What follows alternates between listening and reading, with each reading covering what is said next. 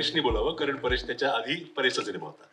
तर या क्रमात जाऊया, कारण माझा चित्रपट 2021 साली रिलीज झाला शेवटचा मराठी चित्रपट, आणि या क्रमात आपण खरं येऊ शकतो, कारण पाणी शेवटच्या वर्षी आला होता. तर Sunil sir please, I think तुम्ही सुरू करावे. नमस्कार. आता माझा मान अपमान फिल्म रिलीज झाली. बिग बजेट फिल्म होती आणि त्यामुळे सरांनी मलाच बोलायला सांगितलंय. त्या फिल्मसाठी खूप सर्व कलाकारांनी आम्ही सगळ्यांनी मेहनत केली. त्याला चांगले म्युझिशियन शंकर एहसान लॉय, त्यांनी 14 गाणी बनवली फिल्मची. सर्व सिंगर्स लोकांनी सगळ्यांनी खूप कष्ट घेतले. पण एवढं सगळं करून थिएटरमध्ये त्याला पाहिजे तेवढा रिस्पॉन्स नाही आला. म्हणजे ज्या बजेटची आपण फिल्म बनवतो, आता असा प्रश्न वाटतो की म्हणजे काही मी फिल्म खूप कमी बजेटची आपण बनवल्या, तर आता असं वाटतं की 9 करोडची फिल्म बनवायची का 50 लाखाची फिल्म बनवायची. कारण थिएटरमध्ये समजा लोक सुरुवातीला, आज पहिला दिवस आहे, आज थिएटरमध्ये लोक आले आणि लोकांनी फिल्म पाहिली आणि मग पाहून मग लोकांनी जर फिल्मबद्दल काही कॉमेंट्स केलं वगैरे किंवा तर त्याच्याबद्दल काही वाटत नाही. पण न बघता थिएटरमध्ये पहिल्या दिवशी एवढी काही क्राऊड नाही आणि त्याच्याबद्दल बरंच काही कॉमेंट्स वगैरे करतात लोक. आणि काही असे सोशल मीडियावरती काही असे ग्रुप्स आहेत, ते फिल्मबद्दल म्हणजे न पाहता किंवा काही न करता त्याच्याबद्दल फिल्मबद्दल काही लिहायला सुरू करतात आणि त्याच्यामुळे कदाचित ऑडियन्स फिल्मकडे, थिएटरकडे येत नसते. तर त्यामुळे मी आत्तापर्यंत ही माझी मानापमान 21वी फिल्म आहे. मी 2008 पासून फिल्म बनवतो. पूर्वी फिल्म बनवायचं तर त्यावेळेला फिल्म बनवली की ती थिएटरला थोडं बहुत त्याचं कलेक्शन यायचं. मोझर बिअरवाले त्याचे ऑडिओसाठी, व्हिडिओसाठी ती फिल्म विकली जायची. ETV होती किंवा जी टॉकीज यांच्याकडे त्याचे राईट्स सॅटेलाईट विकले जायचे. असं करून फिल्मचे कलेक्शन चांगलं होत होतं आणि फिल्म आत्तापर्यंत सगळ्या प्रॉफिटमध्ये येत होत्या. पण आता गेल्या काही 2-3 वर्षापासून अशी परिस्थिती आहे की फिल्म बनवली तर ती सेल करायला आपण जर कुठल्या चॅनलकडे गेलो तर ते चॅनलवाले फिल्म घेताना खूप विचारतात की त्याचे आर्टिस्ट कोण आहेत, काय आहेत वगैरे, हे सगळं विचारून मग ती फिल्म पाहतात आणि मग ते घेणार का, म्हणजे पाहण्यासाठी पण त्यांना 50 फोन करावे लागतात आणि त्यासाठी खूप स्ट्रगल करावं लागतं की बाबा माझी एकदा फिल्म तरी पाहून घ्या मला. तर अशी सध्या इतकी म्हणजे वाईट परिस्थिती आहे इंडस्ट्रीची, मराठी फिल्म इंडस्ट्रीची. आणि OTT आल्यापासून तर सगळेजण आता, एक तर असं प्रोडक्शन हाऊस आहे, ते सगळेजण आजकाल मराठी फिल्म त्यांच्याकडे रिलीजसाठी देतात. ते प्रोडक्शन हाऊसचं असं आहे की last come first in first out असं त्यांचं आहे. तर ते कुठलीही फिल्म ते रिलीज करतात, रिलीज केल्यावर त्याचे राईट्स ते स्वतःकडे ठेवतात आणि 2 महिन्याच्या आत ती फिल्म Amazon प्राईमला ती तुम्हाला त्यांच्या डॅशबोर्डवर दिसून येते. मग ती जर, आता प्रेक्षकांना पण असंच वाटतं की 2 महिन्यांनी ती फिल्म तर जर आपल्याला OTTला जर टीव्हीवरतीच पाहायला मिळत असेल तर कशाला ₹1000 खर्च करून थिएटरला जायचं. तर त्यामुळे आता म्हणजे ह्या सर्व गोष्टींमुळे खूप पोझिशन फिल्मची, खूप मराठी फिल्मची आहे, खूप वाईट आहे. परेशजी, तुम्हाला काही म्हणायचं असेल तर. 2 चित्रपट एका वर्षात आल्यामुळे झालं. आदित्यनी जो क्रम लावलेला आहे की ज्या काय क्रमाने फिल्म पडल्या आहेत, गचकल्या आहेत, अशा लोकांचा त्यांनी हा जो क्रम लावलेला तो विशेष. 2 आठवड्यापूर्वी ह्यांची पडली होती, 4 आठवड्यांपूर्वी माझी पडली, 6 आठवड्यांपूर्वी ह्याची पडली होती. सगळे अशा क्रमाने सगळे चाललेले, ते उत्तमच आहे. पण खरंच मी खूप साहसी माणूस आहे असं मला परत एकदा दिसतंय. कंपोस्ट बोंबिलवाडी सारखा सिनेमा केल्यानंतरही जाहीर कार्यक्रमामध्ये यायचं धाडस मी दाखवतोय. हे म्हणजे परत पटेलांसमोर कोण काय बोलणार. त्यामुळे सध्या माझं चुकतच आहे सगळं, ऐकून माझ्या लक्षात आलं. पण आता मराठी काय किंवा कुठल्याही भाषेतले चित्रपट काय, तीच आव्हानं आहे, विशेष काही वेगळी आव्हानं नाही. आणि त्याच्यावर एकच उत्तर आहे, तो म्हणजे चांगला चित्रपट तयार करणं. जो आम्ही करत नाही आहोत. आता याच्यामध्ये परत ठीक आहे, आपण उहापोह नक्कीच करू शकतो की प्रत्येक चांगला चित्रपट हा व्यावसायिकदृष्ट्या यशस्वी होतोच असं नाही, आणि व्यावसायिकदृष्ट्या यशस्वी असणारा चित्रपट चांगला असतोच असंही नाही. पण याच्यात इतकी व्यक्तिसापेक्षता आहे की आता काय सांगायचं. त्यामुळे ह्यांना आवडेल ते तुम्हाला आवडणार नाही, तुम्हाला आवडेल ते त्यांना आवडणार नाही. जे त्यांच्या दृष्टीने सगळ्यात निकृष्ट असेल ते ह्यांच्या दृष्टीने सगळ्यात उत्कृष्ट असेल. आता ह्या सगळ्या व्यक्तिसापेक्षताच्या मतामतांतराच्या गलबल्यामध्ये आपल्याला एक असं ठोस काही धोरण किंवा एक काही तत्व सांगता येत नाही. प्रेक्षकांना आवडेल ते प्रेक्षक पाहत असतात, आणि एखाद दुसरं वर्ष असं येतं की ज्याच्यामध्ये फार कुठला चित्रपट चालत नाही. त्याच्यामुळे एकदम चिंताक्रांत व्हायची गरज आहे असं मला वाटत नाही. हे 1-2 वर्षांची आवर्तनं येत जात असतात, आणि परत नव्याने अचानक 2-3 चित्रपट गाजत असतात व्यावसायिक दृष्ट्या म्हणतोय मी, आणि त्यांचं जे काही व्हायचं ते होत असतं. पण माझ्या समोरचा, म्हणजे मी स्वतःला फक्त लेखक दिग्दर्शक समजतो, मी निर्माता ह्या प्रकारात मोडतच नाही स्वतःला. आणि म्हणून मी फक्त माझ्या वतीने एवढंच सांगू शकतो की आम्ही चांगले चित्रपट करण्याची गरज आहे, आपापल्या वकुबानुसार, आपापल्या आवडीनिवडीनुसार. पण अजूनही चांगला चित्रपट माझ्या हातून झालेला नाही. तो यापुढे धडपडून करत राहीनच मी. यशस्वी होईन की नाही ते तुम्ही ठरवायचे, समीक्षकांनी ठरवायचे. पण ह्याच्यावरची ही माझी मौलिक मतं ही प्राथमिक ही अशी आहेत सर. परेशकडनं चांगला चित्रपट झाला नाही हे मला खरं पटत नाहीये, पण आता जाऊ दे, तू म्हटला चित्रपट.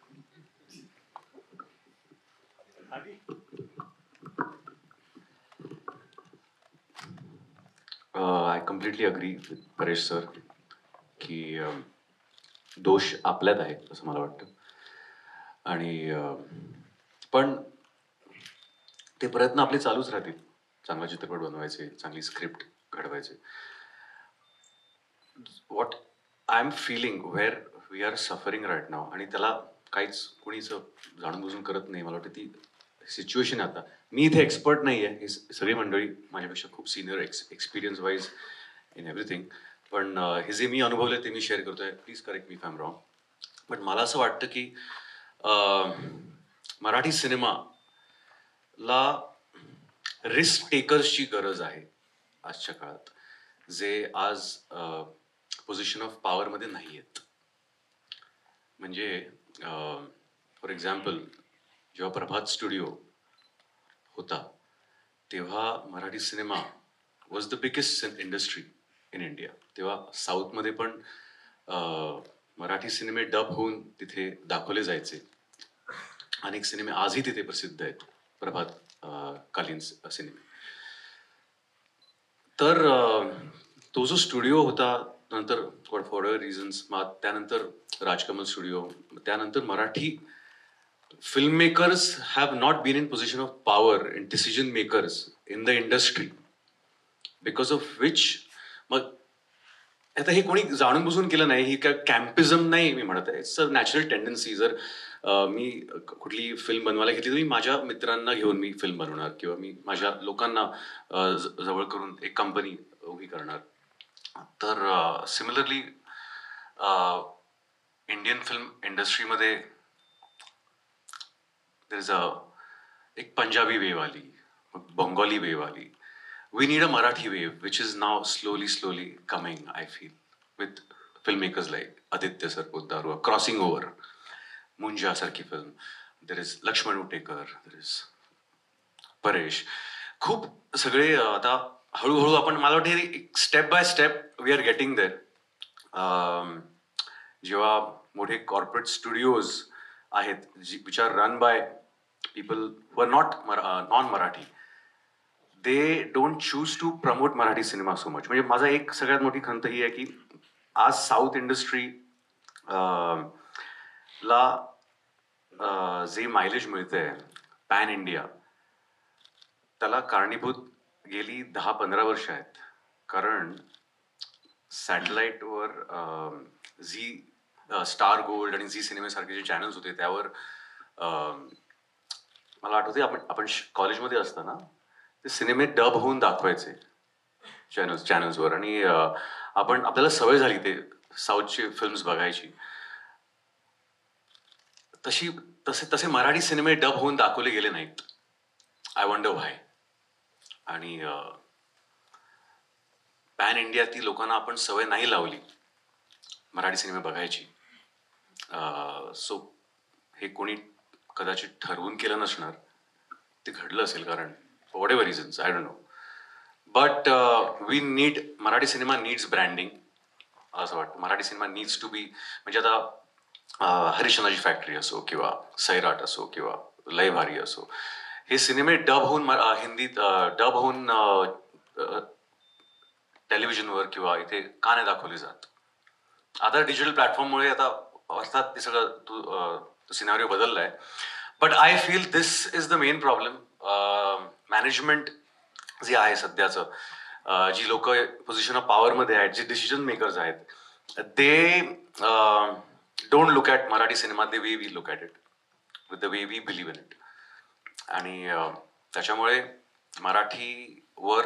मराठी सिनेमावर, मराठी कॉन्टेंटवर रिस्क घेणारी माणसं त्या मनाने कमी आहेत.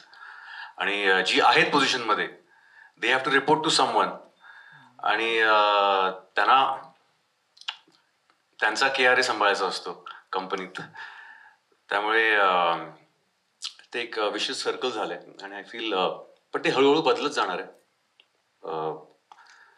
जसे आपण हळूहळू मोठी मोठी कामं करत जाऊ, जशी आपली मराठी माणसं मोठ्या मोठ्या पोझिशनमध्ये येत जातील, eventually things will change. And I think that is necessary. मला एवढंच म्हणायचं आहे की खरं जेव्हा विशालने मला विचारलं की तू इथे येऊन या पॅनलवर बोलशील का, तर मला असं वाटलं की यावर्षी म्हणजे चित्रपट केलाच नसेल तर मी कुठल्या हक्काने इथे येऊन बोलावं की 2024 साली मराठी इंडस्ट्री कशी काय झालं घडलं. पण लकीली मला त्या फोन कॉल नंतर झी चित्रगौरव म्हणून परीक्षक म्हणून संधी मिळाली 20-22 सिनेमे बघण्याची. आणि हे सगळे सिनेमे मी 10 दिवसात बघून काढले. सो 22 सिनेमे बघितल्यानंतर 10 दिवसात एक पर्स्पेक्टिव्ह आला कुठेतरी. प्रेक्षक म्हणून बघितले, परीक्षक म्हणून नाही. आणि मला असं वाटायला लागलं की काय कमी पडतंय आणि काय कुठे आपण इंडस्ट्री म्हणून लॅक होतोय ना, ह्याची काही ठराविक कारणं दिसायला लागली. आणि ती खूप क्लिअरली दिसायला लागली. म्हणजे मी आत्ताच्या या वर्षाच्या सिनेमाबद्दल बोलणार नाही कारण मी ते पाहिलेत, पण मागच्या वर्षीबद्दल आपण बोलतोय आणि ज्या सिनेमांनी धंदा कसा केलाय आणि काय केलाय त्यावर. आव्हानं जी आहेत प्रोडक्शन टू डिस्ट्रीब्युशनची, तर प्रोडक्शनच्या आव्हानांबद्दल नको बोलायला कारण तो खूप वेगळा विषय आहे की आपण सिनेमे कसे बनवतो आणि विषय कसे निवडतो. हा सगळा वैयक्तिक मुद्दा आहे आणि तो प्रत्येक वर्षी आपल्याला दिसत राहतो, वेगवेगळ्या पद्धतीने बदलत राहतो. पण आपण जर धंद्याबद्दल बोललो, प्युअरली धंद्याबद्दल बोललो, तर यावर्षी आपण 2024 साली आपण जवळजवळ 130 सिनेमे रिलीज केले मराठीमध्ये. आपला टोटल ग्रॉस धंदा इंडस्ट्रीचा 200 कोटीच्या खालचा आहे. म्हणजे आपल्याला दिसू शकतं की आपण काय आकड्यांवर ही इंडस्ट्री जगतीये, विच इज एक्स्ट्रीमली लो. जर मी कंपॅरिझन करणार नाही, पण मल्याळम सिनेमा 1300 कोटीच्या धंद्यावर टर्नओव्हरवर होता. आपण 200च्या खाली आहोत. आता हे का घडतंय? जेव्हा आपल्याकडे 126-130 सिनेमे रिलीज झालेत, असं नाही की आपला आकडा तो कमी आहे. तर मग आपण नेहमी या गोष्टींना असं एक कारण देत असतो आपण की नाही प्रेक्षक येत नाहीत. पण आपण एवढे सिनेमे दिलेत, त्यातलं काहीच कसं, म्हणजे आपण 5 सिनेमे म्हणतोय जे 10 कोटी वर गेले, ज्यात नाच गं घुमावत आहे. आणि मॅक्सिमम आपल्याकडे ग्रॉसिंग सिनेमा हा नवरा माझा नवसाचा सिक्वल होता. तर काय झालं, जे हे 5 ऍटलिस्ट 10च्या वर गेले आणि जवळजवळ 120 सिनेमे नाही गेले, तर खूप कॉमन गोष्ट जाणवते जेव्हा तुम्ही ते 20 सिनेमे बघितले की आपण खूप उत्तम स्टोरीज निवडतो आपल्याकडे या सगळ्या सिनेमांमध्ये. म्हणजे मी 1, 2, 3, 4चं उदाहरण देईल. आळेकर सर होते त्यामध्ये. खूप उत्तम सिनेमा होता तो. खूप इंटरेस्टिंग स्टोरी होती, खूप छान होतं, पण तो लोकांपर्यंत पोहोचलाच नाही. लोकांना कळलंच नाही ती फिल्म कधी आली आणि कधी गेली. सो आपण मार्केटिंगमध्ये बहुतांश मार्केटिंगमध्ये कमी पडलो आहोत. लोकांपर्यंत सिनेमा पोहोचवण्यात नाही, पण लोकांना एक्साइट करून थिएटरमध्ये आणण्यात. आणि या 2 खूप वेगळ्या गोष्टी आहेत की लोकांपर्यंत सिनेमा पोहोचला का, तर पोहोचला, पण लोकांना सिनेमा थिएटरमध्ये येऊन बघावासा वाटलं का, नाही. हे का नाही घडलं? तर आपल्याकडे त्याच मार्केटिंग स्ट्रॅटेजीज वापरल्या जातात, तेच सोशल मीडिया कॅम्पेन केलं जातं, त्याच पद्धतीने PR केला जातो. आणि ही दुर्दैवी गोष्ट आहे की आपल्याकडे का एक वेगळ्या एजन्सीज आणि आपल्याकडे डेव्हलप झालेलं एक वेगळं पूर्ण यंत्रणा नाहीये जी फिल्म प्रमोशन, मार्केटिंग आणि डिस्ट्रीब्युशन पर्यंत वेगळ्या पद्धतीने प्रत्येक सिनेमाकडे बघू शकतं. म्हणजे मी आता कॅम्पेन वाईज तुम्ही विचारलं तर डेफिनेटली मला वाटतं की मुक्काम पोस्टची कॅम्पेन वेगळी झाली, पण त्यात मला हे माहित नाही की परेश किती इन्व्हॉल्ड होता आणि प्रोडक्शन कंपनी किती इन्व्हॉल्ड होती किंवा प्रेझेंटर किती इन्व्हॉल्ड होता. पण हे खूप कॉमन दिसायला लागतं की प्रोड्युसर किंवा डिरेक्टरच आयडियाज घेऊन येतात आणि ते एक्झिक्यूट ठराविक लेवलला होतात. एक एजन्सी थ्रू एक स्पेशलाइज्ड पद्धतीने होत नाही. आणि हे रेग्युलरली गेले 20 वर्ष आपण हेच बघत आलो आणि हेच बोलत आलो की डिस्ट्रीब्यूट सिनेमे होत नाहीत, मग आता प्रमोट होत नाहीत, आता मार्केट होत नाहीत. येस, आपल्याकडे बजेटची आव्हानं 100% आहेत. आपण कम्पीट करू शकत नाही. जो स्पेंड आहे, टोटल मीडिया स्पेंड आहे, जो इतर हिंदी, तेलुगू, तमिळ, जो महाराष्ट्रामध्ये तेलुगू सिनेमाचा जो मीडिया स्पेंड आहे तो मराठीच्या तिप्पट आहे. फक्त महाराष्ट्रासाठी म्हणतोय आम्ही. मग आपण त्यांच्याबरोबर इन नंबर्स कम्पीट करू शकतो का? तर नाही. पण ऍटलिस्ट आपण आयडिएशनवर आपण क्रिएटिव्हली काहीतरी वेगळं करू शकतो. ज्यांनी केलंय त्यांचे सिनेमे चाललेत असं मला वाटतं. कंटेंट वाईज मला नेहमी हे दिसत आलं आणि मला यावर्षी जास्ती प्रकर्षाने जाणवलं की स्टोरीज, स्क्रीन प्लेज, परफॉर्मन्सेस अतिशय उत्तम होते, खूप उत्तम होते. म्हणजे मला बरेचसं म्हणणं आहे की आपण वी कॅन डू बेटर. नक्कीच दरवर्षी वाटतं की वी कॅन डू बेटर, पण प्रेझेंटेशन मध्ये आणि सिनेमॅटिक प्रेझेंटेशन मध्ये कुठेतरी कमी पडताना दिसतात हे सिनेमे रेग्युलरली. हे का असं होतंय? आपण का एक सिनेमा दाखवत नाही लोकांना थिएटरमध्ये? का आपण कुठेतरी कमी पडतो की एक व्हिज्युअल एक्सपिरियन्स? कारण प्रेक्षकांना व्हिज्युअल सिनेमॅटिक एक्सपिरियन्सच बघायला थिएटरमध्ये यायचंय, हे का जाणून घेत नाही आपण? हा मला कुठेतरी मुद्दा सतत जाणवायला लागला. मग हे सिनेमे अरे ओटीटीवर बघूच आहे ना, कारण तो तेवढाच बघायचा आहे, हा लोकांच्या मनात निर्माण झालेला आहे कुठेतरी एक विचार आहेच आहे. आणि आपण वी कॅनॉट डिनाय दॅट की ट्रेलर आणि प्रोमो बघून हा सिनेमा मी घरी पण बसल्या बघू शकतो. मी का थिएटरमध्ये जावा सिनेमा बघायला? हे कुणालाही तुम्ही विचारलं तर त्याचं हे उत्तर हा प्रश्न असतो आपल्याला की मी का बघावा सिनेमा थिएटरमध्ये? जर वाटला बघावासा तर तो प्रेक्षक जातोय थिएटरमध्ये सिनेमा बघायला आणि तो सिनेमा त्या लेवलला त्या प्रेक्षकांमध्ये चालतोय. म्हणजे बाई पण भारी असो किंवा नवरा माझा नवसाचा असो, इव्हेंट फिल्म्स किंवा ज्या सिनेमांमध्ये एक अख्खं कुटुंब जाऊन एंटरटेन होऊ शकतं असे सिनेमे थिएटरमध्ये गेल्या 1.5 वर्षात हिंदीही चाललेत आणि मराठीही चाललेत महाराष्ट्रामध्ये. सो तो छावा असो आता जो चालतोय तो कुठलाही असो.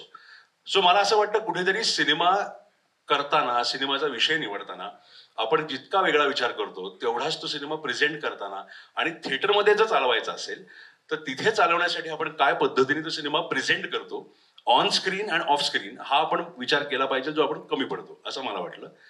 पण मला हे पण वाटतंय की डेफिनेटली दरवर्षीप्रमाणे I completely agree with Paresh की 2024 हाच एक बेंचमार्क नाहीये. 25 मध्ये वेगळे सिनेमे घडत आहेत, नवीन फिल्म मेकर्स येत आहेत, वेगळ्या पद्धतीने सिनेमे घडत आहेत. फक्त सतत दरवर्षी ती जी यंत्रणा आहे ना ती कुठेतरी मिसिंग वाटते. डिस्ट्रीब्युशन, मार्केटिंग आणि एक्झिबिशनची जी सतत वाटतं की आपल्याकडे असं कोणी नाही. आणि ह्याच्यात मला आय पर्सनली फील की आपल्याकडे जे 2-3 स्टुडिओज आहेत, जे स्टुडिओज हे सिनेमे प्रमोट करतात, त्या स्टुडिओजवर आपण इतक्या अवलंबून आहोत की त्याच्या पलीकडे जाऊन सिंगल इंडिव्हिज्युअल प्रोड्युसर ह्याला पेलवतही नाहीये करणं. आणि जर जमतंय तर तो करता करता त्याचा पैसा आणि त्याचा वेळ इतका जातो की मग तो एक्झॉस्ट होतो तो सिनेमा थिएटरमध्ये लागेपर्यंत. म्हणजे हेमंत डोमेला मी मध्ये भेटलो. हेमंतनी single handedly first class Dabhade नावाचा चित्रपट प्रमोट आणि मार्केट केला. मग तो मार्केट उत्तम झाला असं मला वाटतंय, तो लोकांपर्यंत पोहोचला असं मला वाटतंय. पण प्रेक्षक खूप लिमिटेड पद्धतीने पुणे मुंबई पलीकडे का नाही गेली थिएटरमध्ये? तर लोकांना हा सिनेमा थिएटरमध्ये जाऊन बघावासा तेवढा वाटला का? तर मे बी नसावं, कारण नाही तर का नाही आली लोक, जर सिनेमा पोहोचलाय लोकांपर्यंत तर हे बरेच मुद्दे आहेत जे मला वाटतं की आपण कुठेतरी एक पद्धतीने एकेका मुद्द्यापर्यंत पोहोचू शकतो. हा सिनेमा कसा कोणी बनवावा ह्याला आपण कोणीच सांगू शकत नाही. प्रत्येक जण आपापल्या पद्धतीने सिनेमा बनवू शकतो. आणि आपण हेच म्हणतो की बाकी इंडस्ट्रीमध्ये तुम्हाला क्वालिफिकेशन लागतं, इथे काहीच लागत नाही. इथे पैसा घेऊन कोणी आला तर सिनेमा बनवतोच. पण तो सिनेमा ऍटलिस्ट मला वाटतं की वर्षभरातले 10 ते 12 सिनेमे आपल्याकडे स्टँड आउट असावेच. प्रत्येक इंडस्ट्रीमध्ये फेलियर रेट खूप मोठा आहे. मल्याळम सिनेमामध्ये पण आपण सतत म्हणतो की अरे मल्याळम सिनेमा किती अमेझिंग चालतोय.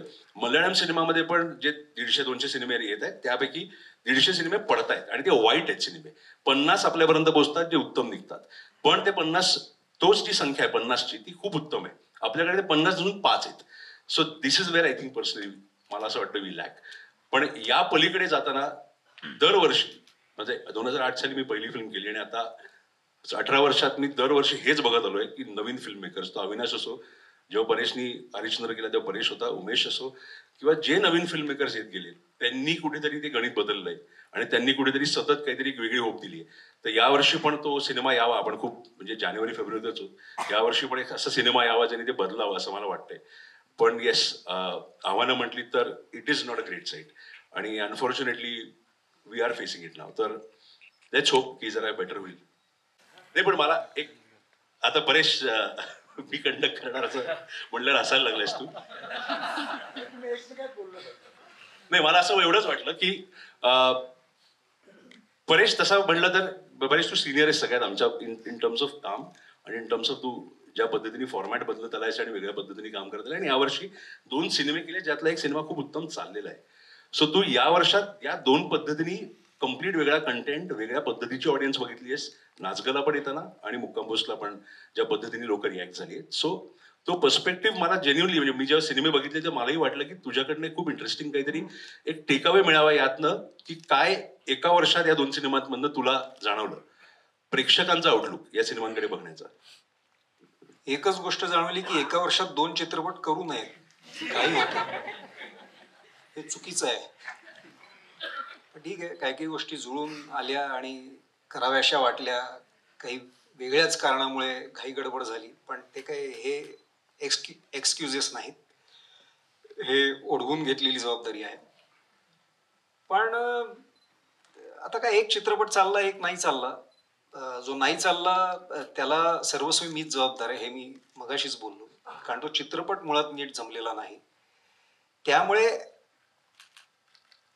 चित्रपट चांगला झाला असता तर त्याचं प्रचार आणि प्रसार मोहीम कशी झाली असती आणि मग तो लोकांना आवडला असता का आता काय माहिती.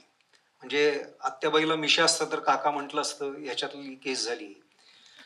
पण नाचगं घुमाच्या वेळेला ते सगळं जुळून आलं असं आपण म्हणू.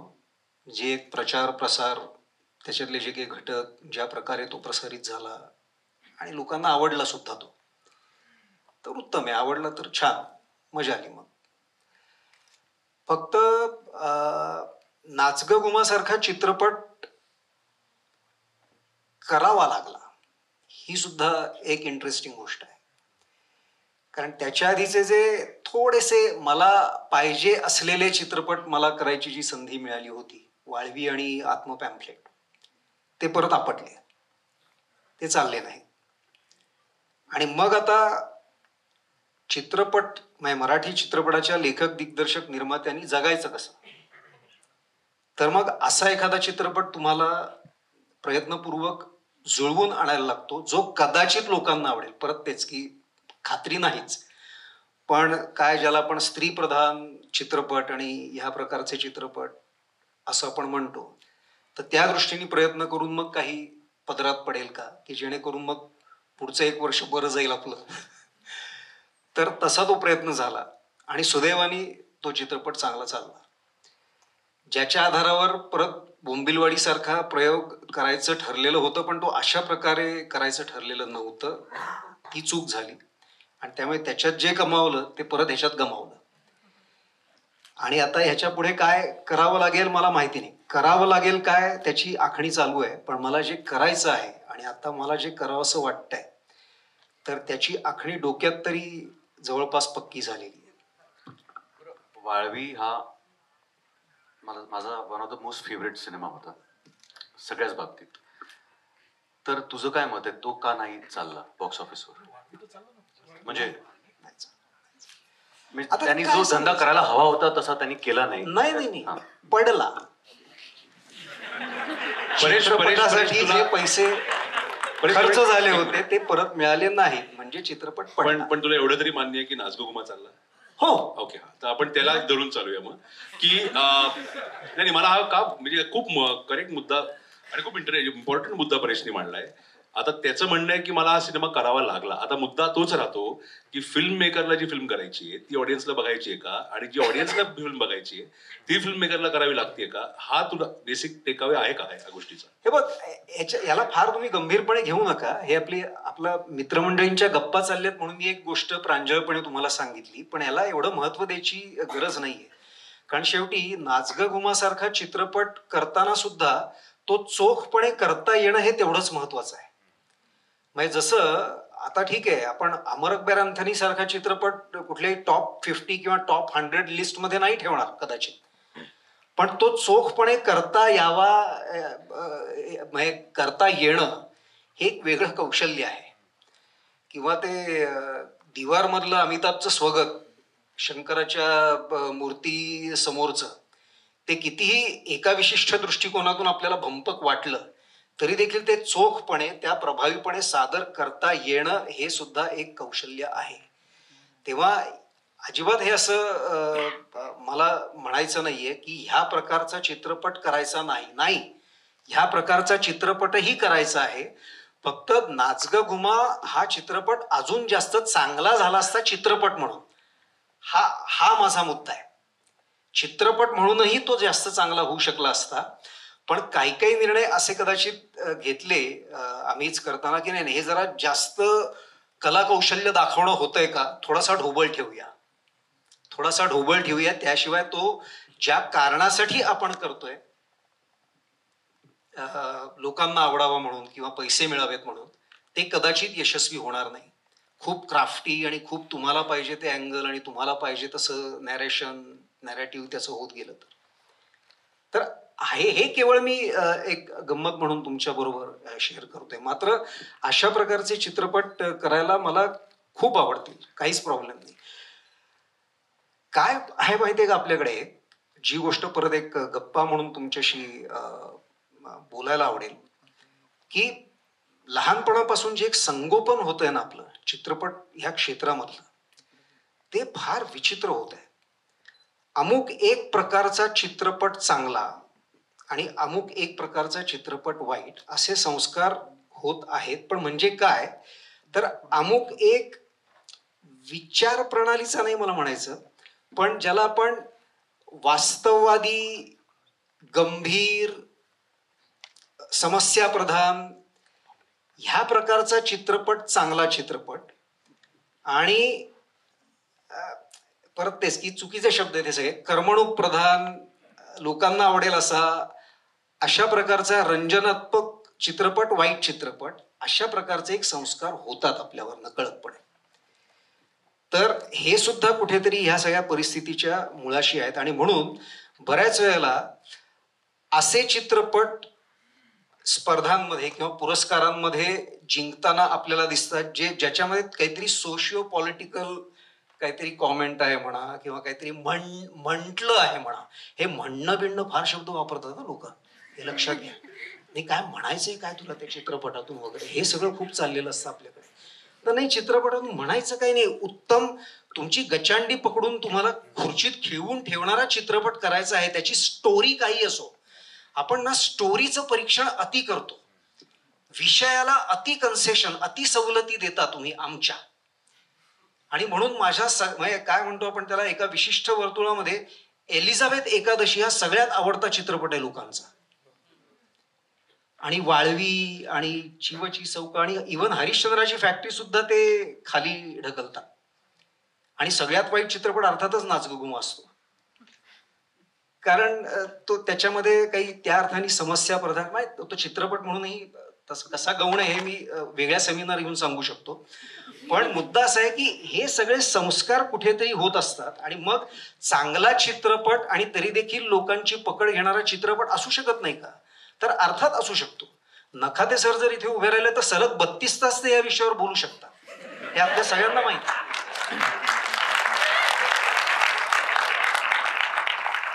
पण आपल्या समीक्षकांना सुद्धा एक दृष्टिकोन, एक पर्स्पेक्टिव्ह पाहिजे. म्हणजे एकीकडे ह्या प्रकारच्या चित्रपटांवर टीका होत असताना जर एकीकडे आपण बार्बी आणि ओपनहायमरचं कौतुक करत असू तर जरा चिंताकारक परिस्थिती आहे असं मला वाटतं. हे खूप धाडसी आणि खूप म्हणजे चिखलामध्ये मी उडी मारलेली आहे, मला मान्य आहे. पण एक विषयाला तोंड फोडण्याच्या दृष्टीने मी हे विधान केलेलं आहे. पण मग मुद्दा शेवटी तोच राहिला ना की सापेक्षतावाद. हा, म्हणजे एक्झॅक्टली की आता आपल्याकडे इथे बसलेले समोर सगळे आहेत ते फिल्म मेकर्स आहेत आणि पिफ मध्ये असल्यामुळे मला वाटतं जाणकार आहेत, सिनेमा बघणारे आहेत. तर यांना हा प्रश्न पडू शकतो ना की आता पुढचा जो आपण पहिला चित्रपट करायचा आहे तो आपल्याला जो हवा तो करायचा का आपल्याला जो चालू शकतो असा वाटावा तो करायचा. कारण पहिला चित्रपट जर नाही चालला तर पुढचा चित्रपट करायला संधी मिळेल का, इथपासून सुरुवात असते. हरिश्चंद्रची फॅक्टरी तू केलास तेव्हा तो कधी कुठेच विचार केला नव्हतास ना की हा चालावा असा बनवावा. अजिबातच नाही. एक्झॅक्टली. तरी तो चालला नाही, पडला. अच्छा, तोही पडला. मित्र हो, एक नाचग घुमा सोडला तर माझे सगळे चित्रपट पडलेले आहेत, हे लक्षात घ्या. कुठलाही चित्रपट चालला नाही. एलिझाबेथ एकादशीनी जेमतेम रिकव्हर केले, कारण तो 85 लाखात केला होता, म्हणून तो रिकव्हर झाला. हरिश्चंद्राची फॅक्टरी नाही, एलिझाबेथ एकादशी काठावर पास, चिव चिसौका नाही, सॉरी चिव चिसौका पण काठावर पास, वाळवी नाही, आत्म पॅम्पलेट नाही, बोंबिलवाडी नाही. फक्त नाचगं घुमा हा चाललेला चित्रपट आहे, याची कृपया नोंद घ्यावी. पण मला एक आता दोघांनाही, तुम्ही दोघांनीही केलेले सिनेमे हे कॉर्पोरेट बॅकिंग मधून आलेले सिनेमे आहेत. आदिनाथचा स्ट्रगल जरा वेगळा होता पाणीचा, कारण मी बघितलंय 2 वर्ष तो सिनेमा रिलीज होण्याची वाट बघत होता आणि तो होत नव्हता. तर त्याचं फ्रस्ट्रेशन दिसत होतं मला, मित्र म्हणून पण दिसत होतं की सिनेमा केलाय पण तो शोधतोय, लोकांना एकत्र आणतोय की हा सिनेमा रिलीज व्हावा. पण तुमच्याकडे ते कॉर्पोरेट बॅकिंग होतं, जिओ असो किंवा झी असो. तर तुम्हाला असं वाटतंय कॉर्पोरेट बॅकिंगनी फायदा होतोय, झाला, किंवा ऍज फिल्म मेकर्स म्हणजे प्रोड्युसर आणि डायरेक्टर म्हणून विचारतोय की तुम्हाला असं वाटतंय की कॉर्पोरेट बॅकिंगचं काय पद्धतीने बघितलं जावं या फिल्म मेकर्सनी? नाही, मी 21 फिल्म केले, त्यापैकी 4 फक्त कॉर्पोरेट त्यांच्याबरोबर केले. तर आतापर्यंत म्हणजे मी सेफर साईड बघूनच त्यांच्याबरोबर काम करतो. मी माझे पैसे, कुठली सेफ्टी बघताय तुम्ही? माझ्या पैशांची सेफ्टी बघतो. त्यामुळे मी लॉस मध्ये जात नाही ना. पण एखाद्या फिल्मसाठी आपण खूप कष्ट केलेले असतात, मेहनत केलेली असते, आणि त्यामुळे तर असं वाटतं ना की ती फिल्म चालली पाहिजे. लोकांनी त्याचं, जसं आता मी कट्यार, मला आजपर्यंत कट्यारला तर 10 वर्ष होत आली, पण माझी कोणी पण ओळख करून देताना हा कट्यारचा निर्माता म्हणून करून देतात, किंवा डॉक्टर काशीनाथ घाणेकरचा निर्माता म्हणून करून देतात. त्याच्या व्यतिरिक्त पण मी अजून बऱ्याच फिल्म केल्या ना, पण त्या फिल्मच्या नावाने कोणी एवढं ओळखत नाही ना. तर तसंच असं वाटतं ना की प्रत्येक फिल्म, जसं आता इमान अपमान आहे, हिच्या मागे खूप MP ला जाऊन बऱ्याच ठिकाणी जाऊन ह्याचं शूट केलं. आणि आता जर तुम्ही म्हटला की प्रमोशन बद्दल, तर ती फिल्म जिओचीच फिल्म होती, आणि जिओनीच बाई पण जिओनीच फिल्म केली, किंवा हिंदी बऱ्याचशा फिल्म ज्या आहेत स्त्री वगैरे सगळ्या, या फिल्म पण जिओच हे करतं, त्याचं प्रमोशन पण जिओच करतो. म्हणजे तीच टीम मराठी पण करते, तीच टीम हिंदीचं पण करते. नाही, बरोबर आहे. मी माझं म्हणणं आहे की बॅकिंग कॉर्पोरेटचं, म्हणजे तुम्हाला कॉर्पोरेट बॅकिंग सुरुवातीपासून होतं ना फिल्मला. नाही. तो तुम्ही विकली ती फिल्म. माझी 10व्या फिल्मला म्हणजे नाही, आता शेवटच्या सिनेमाला. हा, ते माझं त्याच्यामध्ये रिस्क काहीच नाहीये. ते तर जिओ म्हणजे जिओच त्याच्यासाठी सगळे पैसे त्याचे. सुरेश सर काय? माझा अनुभव चांगला आहे कॉर्पोरेट बरोबरचा. पहिले 2 चित्रपट आम्ही केले, माझे मी केले, म्हणजे हरिश्चंद्राची फॅक्टरी आणि एलिझाबेथ एकादशी. पण चिव चिसौका, वाळवी, खटला बिटला जो अजून रिलीजच झालेला नाही, आणि कुठला आत्म पॅम्पलेट, हे झी, वायाकॉम, कलर येलो, टी सिरीज ह्या लोकांबरोबर केले होते, आणि माझा तो अनुभव चांगला आहे. दे फायनान्स द होल प्रोजेक्ट, आणि मग जे काही नफा नुकसान होतं ते त्यांचं होतं.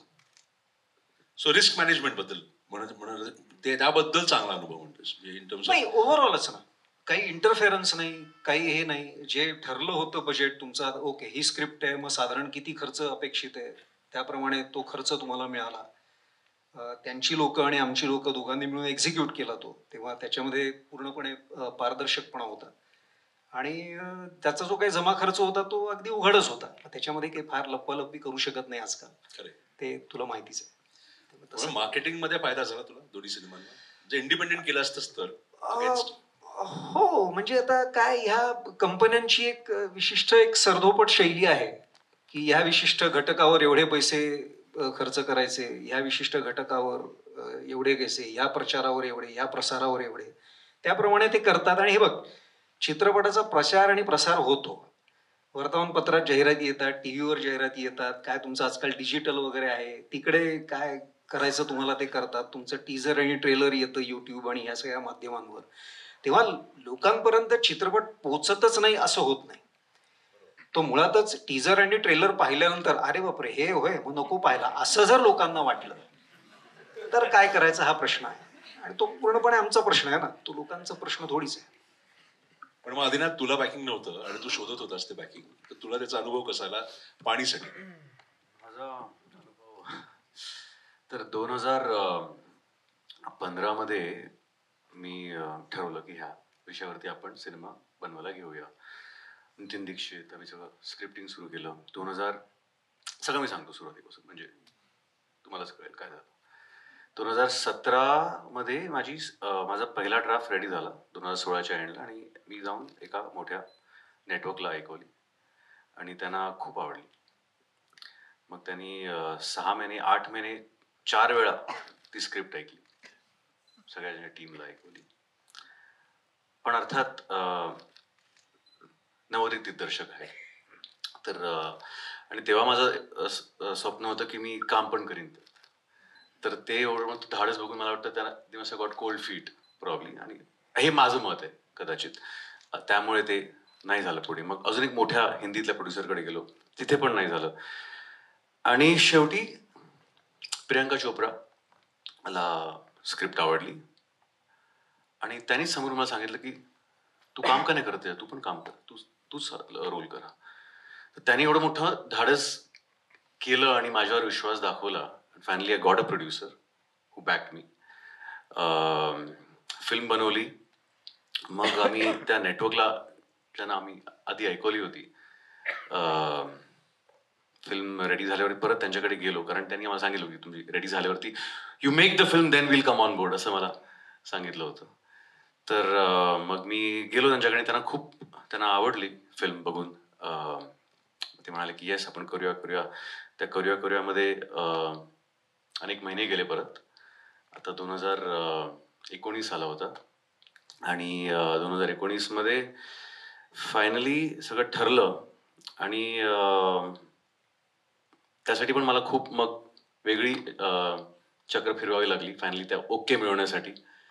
I had to seek help of my producer to swing, to pull some strings and get me a studio. कारण कसं आहे, फडतरे सर म्हणतात ते खरं आहे की सिनेमात रिस्क खूप असतं आजच्या काळात. कारण प्रेक्षकांपर्यंत सिनेमा पोहोचवणं, खास करून पाणीसारखा विषय, म्हणजे हा आता मी काय म्हणेन की कन्व्हेन्शनल, ती बघताना तुम्ही जर ट्रेलर बघाल तर कन्व्हेन्शनल धमाल फिल्म आहे असं नाही वाटणार. नाही आहे तशी. It's a very soft hearted love story with a realistic backdrop. पण आता ही कशी विकायची लोकांपर्यंत, ही कशी पोचवायची? अर्थात सिनेमा चांगला आहे, गोष्ट चांगली आहे, ती लोकांना धरून ठेवते बघताना, पण हे लोकांना कन्व्हिन्स कसं करायचं? तर हे रिस्क आहे. ह्यासाठी एका निर्मात्याला किंवा एका स्टुडिओला किंवा प्लॅटफॉर्मला धाडस करावं लागेल की हा जर सिनेमा आपण त्या पद्धतीने विकला आणि जर चालला तर it can open new doors for new content. But nobody wants to take that risk. मगाशी मी जे म्हणालो की we don't have risk takers. People are playing safe. त्यांचे फॉर्म्युलेज ठरले असतात की हा दिग्दर्शक, हे ऍक्टर्स, हा म्हणजे चांगला, म्हणजे आपल्याला विकता येईल, 2-3 गाणी आहेत, ओके प्रमोट करता येईल. हे कॉर्पोरेट फॉर्म्युलेज आहेत, आपले फिल्ममेकरचे फॉर्म्युलेज नाही. त्यांचे काही फॉर्म्युलेज ठरले आहेत आणि ते फॉर्म्युलेज त्यांना, आणि जर ते फॉर्म्युलेज वापरून तो सिनेमा चालला नाही तर त्यांना फार काही उत्तर द्यावी लागत नाहीत ना त्यांच्या बॉसेसना. ते सांगतात की बघा ना, आम्ही सगळं जे ठरलंय आपल्या सिलेबसनुसार आम्ही ते सगळं केलं, ही चेहरे होते, गाणी पण होती, सगळं प्रॉपर होतं. So their job is safe. So आणि ते मी म्हणालो, म्हणून मी का म्हणालो की we needs Marathi people leading corporate studios today, taking decisions. We don't have that. And because of that, we don't have risk takers. That's why nobody's taking risk on Marathi content. Marathi प्रेक्षक वेगळा आहे. मराठी प्रेक्षक हा खूप रसिक प्रेक्षक आहे. तो वेगवेगळे जॉनर्स बघू शकतो, त्याला आवडतात बघायला. कॉन्टेंट ड्रिव्हन इंडस्ट्री आपली. We are not a star driven, we are never a star driven industry, we are a content driven industry. Studio येता मग निसटला, मग लॉकडाऊनच झाला. आणि लॉकडाऊन नंतर सगळीच गणितं बदलली, प्रेक्षक बदलला, लोकांचा माइंडसेट बदलला. And the most challenging thing for me, आता ह्या कालावधीत मला वाटतं की 3 वर्ष झाली होती. म्हणजे लॉकडाऊन 2020ला 2018 मध्ये मी फिल्म शूट केली. 19, 20, 21 मध्ये मला वाटतं थिएटर्स उघडले, बरोबर. 21 मध्ये थिएटर्स प्रॉपरली उघडले. तोपर्यंत प्रेक्षकांचा माइंडसेट बदलला होता. डिजिटल कॉन्टेंट बघून लोकांचा अटेन्शन स्पॅन कमी झाला होता. त्या सगळ्या गोष्टी गृहीत धरून मला सगळ्यात मोस्ट म्हणजे challenging process for a film maker was to go back to the edit table. 4 वर्षानंतर पुन्हा एडिट टेबलवर जाऊन माझी 2.5 तासाची फिल्म होती ती मी 2 तासावर आणली. ती अजून शार्प केली. त्याला मयूर हरदास एडिटर, त्याला मी ऑनबोर्ड केलं आणि त्यांनी खूप सुंदर मग एक कट तयार केला. आणि मग तरी पण मी माझ्या मित्रांना तेव्हा फोन करत होतो, आदित्यला पण फोन करायचो, अनेक इंडस्ट्रीतल्या, मला वाटतं परेशला पण एकदा भेटलो होतो मी.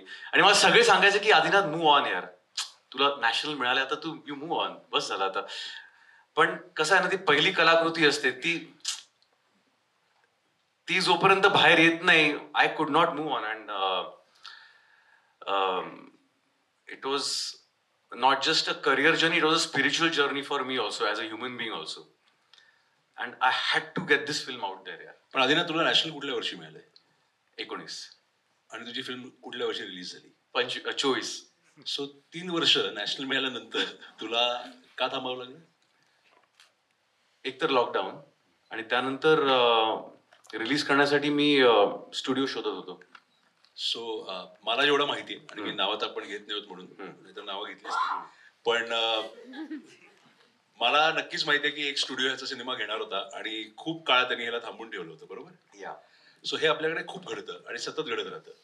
आणि यामुळे फिल्म मेकर सिनेमे बनवून खूप काळ थांबतात आणि त्याचं काहीच होत नाही, आणि मग तो सिनेमा कुठेतरी जुना व्हायला लागतो आणि मग ती धडपड परत परत सुरू होते. ते फिल्म मेकरची जी आदिनाथनी केली की नवीन लोक शोधा, नवीन स्टुडिओ शोधा, नवीन निर्माता शोधा. आत्मपॅम्पलेट बाबतीत परेशची जी फिल्म आहे, मग त्यांनी बॅक केली आहे फिल्म म्हणून, आशिषची धडपड ती वेगळी बघितली आहे. पण कुठेतरी मला असं, परेश, मलाही वाटतं, म्हणजे I might be wrong here, की कुठेतरी फडतरे सर किंवा तू किंवा तुमची एक आतापर्यंतची ओळख, तुमची एक कनेक्ट, तुमची एक या माध्यमाबद्दलची माहिती आणि तुम्हाला ओळखणारी लोक, यातनं थोडी गणितं थोडी सोपी होत असावीत, बरोबर? जो नवीन फिल्म मेकर असेल, आता स्थळ सारखा सिनेमा घेऊ आपण, जो येणार आहे पुढच्या महिन्यात, असे फिल्म मेकर्स असतील त्यांना मग शेवटी बॅकिंग लागत असणार आहे, कारण ते काय करणार, सिनेमे कुठे घेऊन जाणार. तर मग यासाठी आता आदिनाथची जी धडपड आहे ती प्रत्येकाची होत असावी असंच वाटतं ना, मग बरोबर आहे? बरोबर आहे. पण जर बरा चित्रपट तुमच्या हातून झाला असेल तर तुम्हाला पाठिंबा नक्की मिळणार. अनेक जण स्क्रिप्ट घेऊनही आमच्यासारख्या लोकांकडे येतात. आम्ही त्यांना काय साधक बाधक असतील ते सल्ले देतो, त्यांना स्टुडिओकडे पाठवतो. स्टुडिओ सुद्धा आमच्याकडून आलेली काय स्क्रिप्ट म्हणून त्यांच्या क्रिएटिव्ह टीम बरोबर त्याचं वाचन वगैरे ठेवतात. त्यांना आवडली तर घेतात, नाही आवडली तर नाही घेत. पण हे आहे, हे वातावरण आहे बऱ्यापैकी मराठीमध्ये. जर चांगली संहिता तुमच्या हातून लिहून झाली असेल किंवा चांगला चित्रपट तुम्ही तयार केलेला असेल तर त्याला मरण नाही. कुठे ना कुठे त्याला उठाव मिळू शकतो, हे मी पाहत आलेलो आहे. तेव्हा असं होणार नाही की अरे काय ब्रिलियंट स्क्रिप्ट आहे पण त्याला निर्माताच मिळत नाही, असं अजिबात होणार नाही. तुम्ही अजिबात काळजी करू नका, फक्त ब्रिलियंट स्क्रिप्ट मात्र लिहा. एक मला असं एक महत्वाचा मुद्दा वाटतो, कारण आपण प्री पॅन्डेमिक, पोस्ट पॅन्डेमिक हा सगळा काळ बघतोय आणि सिनेमे सगळ्यांनी केलेले आहेत. मला एक महत्वाचा मुद्दा सोशल मीडियाचा, आणि एक टर्म वापरली जाते यंगस्टर्समध्ये, कॅन्सल कल्चर नावाचा एक प्रकार आलेला नवा, की एक वाईट आहे ते सगळे वाईट म्हणायला लागतात आणि त्याला सगळे शिव्या घालतात. ज्यांना माहित पण नाही ते पण शिव्या घालायला लागतात, किंवा आपल्याकडे खूप मोठ्या प्रमाणात कोणीही क्रिटिक झाले आणि कोणीही रिव्ह्यू लिहितं आणि तो रिव्ह्यू बऱ्यापैकी लोकांपर्यंत पोहोचतोही. सो हे जे घडायला लागलंय, हे असं वाटतंय बरेच तुला की इट इज फेवरेबल, किंवा काय पद्धतीने बघतोस त्याकडे तू? नाही, अजिबात नाही. हे चालू दे, जे काही चाललंय ते व्यवस्थित आहे. कारण जशी वाईट म्हणणारी कावळ्याची छत्री उगवते तशी चांगली म्हणणारी कावळ्याची छत्री सुद्धा उगवतच असते. फार काही चित्रपटातली समज नसताना सुद्धा अनेक असे समीक्षक असतात युट्यूबवर किंवा ह्या गोष्टींवर की ज्यांना तुमचा सिनेमा प्रचंड आवडलेला असतो आणि ते त्याचा प्रसार करत असतात. त्याच वेळेला 4 असेही असतात की ज्यांना प्रचंड नावडलेलं असतो, ते तुम्हाला शिव्या घालत असतात. तेव्हा त्याला काही विशेष महत्व देण्याचं कारण नाही. प्रत्येक ऑडियन्स आता एक क्रिटिक झालेला आहे. हा, प्रेक्षकांनी विचारायचं मला असं वाटतं प्रेक्षकांना जर विचारायचं असेल तर नक्कीच त्यांना काही प्रश्न. माईक द्या. फक्त एक बघा, तुम्ही डिस्कशन ऐकलंय त्याला धरून तुम्ही प्रश्न विचारा. फार वैयक्तिक प्रश्न नका विचारू, कारण मग ते सगळं गोंधळच होईल.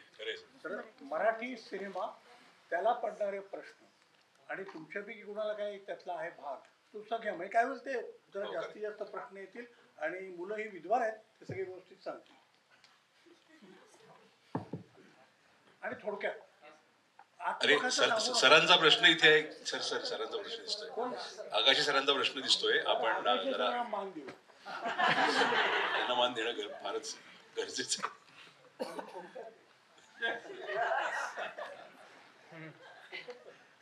बोलण्याबद्दल मी प्रसिद्ध नाही. प्रश्न साधा आहे, बरोबर. कंटेंट टीम आणि कमर्शियल टीम अशा 2 टीम्स या कॉर्पोरेट बॅकिंगला असतात. 2 काही महत्वाच्या व्यवसायांचं कॉर्पोरेटायझेशन झाल्यामुळे व्यवसाय आणि धंदा यातली दरी फार झालेली आहे. चांगला वाईट हे खूप सब्जेक्टिव्ह आहे. म्हणजे लोकांना आवडलेला चांगला असं परीक्षणी सांगितलं असतं असं नाही. आणि याच्यासारखे अनुभव मलाही आहेत. म्हणजे सुवर्णकमळ मिळालेला सिनेमा सरकारी अनुदान मिळायला सुद्धा 5 वर्ष लागतात. याच्यात फिल्म मेकर जे आहेत हे अजूनही सेन्सिटिव्ह आणि बिझनेसकडे, कमी ते स्क्रिप्ट चांगलं करण्याकडे लक्ष आहे त्यांचं.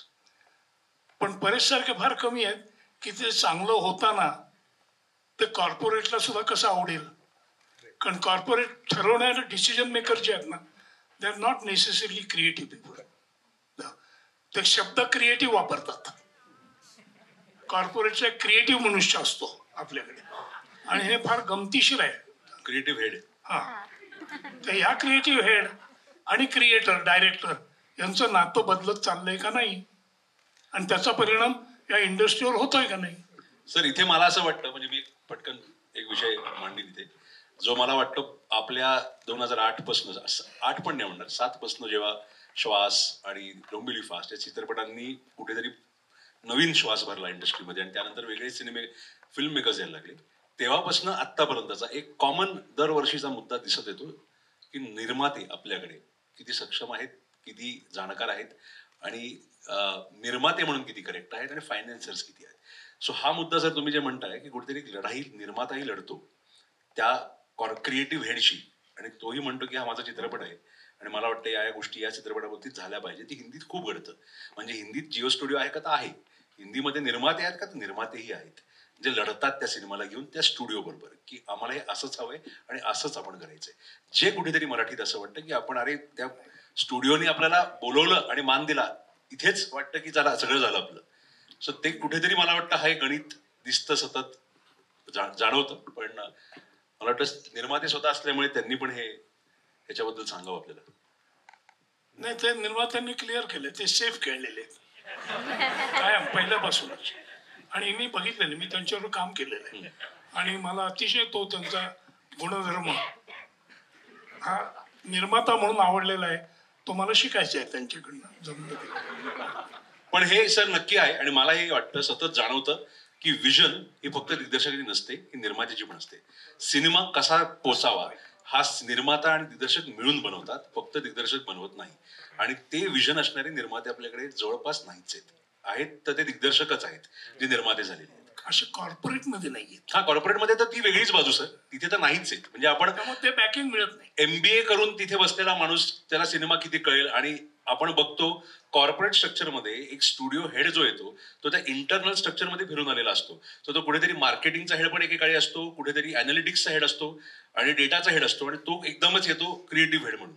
तर त्याला कितपत कळतं यावर आपण भर न देता निर्माता त्या सिनेमाला घेऊन किती लढतोय त्या माणसाबरोबर. हा तिसरा व्यवसाय असा आहे. पहिलं शिक्षण व्यवसाय आहे, मग वैद्यकीय व्यवसाय आहे, कॉर्पोरेटायझेशनच्या पाहायला आलं. सांगतो तुला झाले. बरोबर. आणि एंटरटेनमेंट इंडस्ट्री ही कॉर्पोरेटाईज झालेली आहे आता. Correct. त्यात क्रिएटिव्ह लोकांचा होल्ड फार कमी आहे. कमी. बरोबर.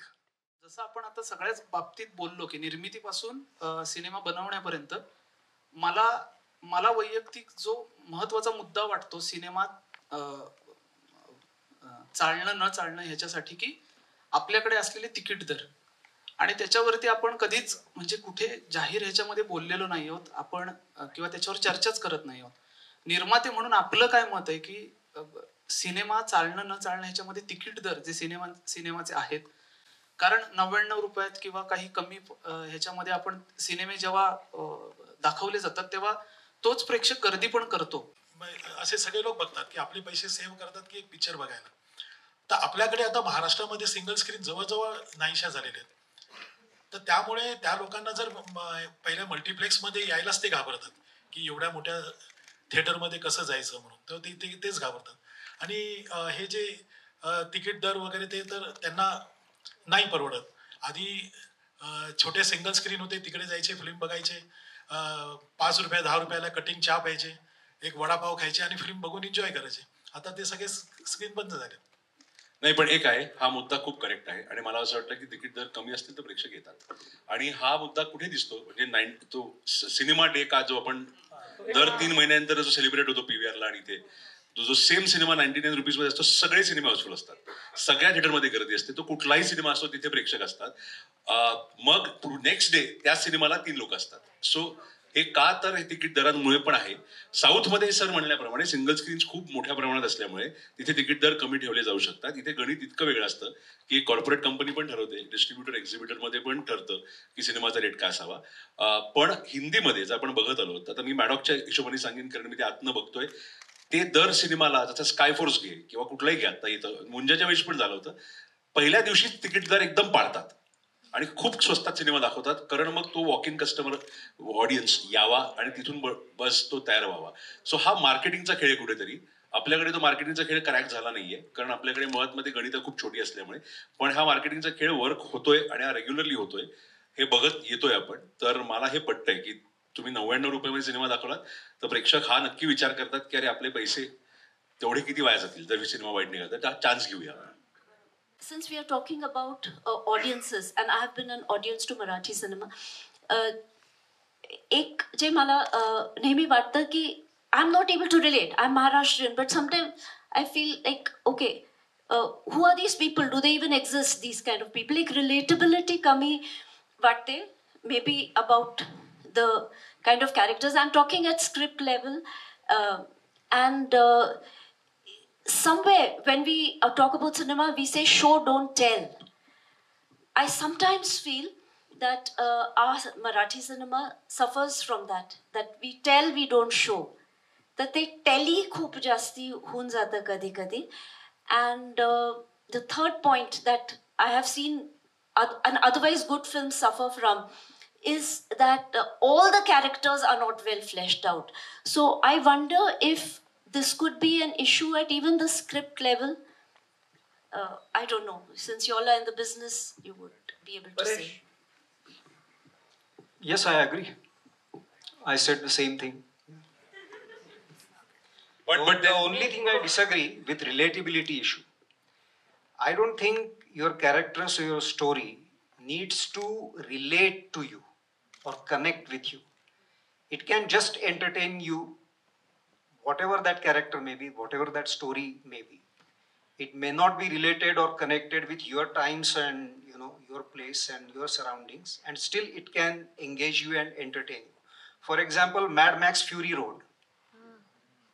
It's a nice action film, and I don't know anybody who dresses up like that or behaves like that, and still it engages me.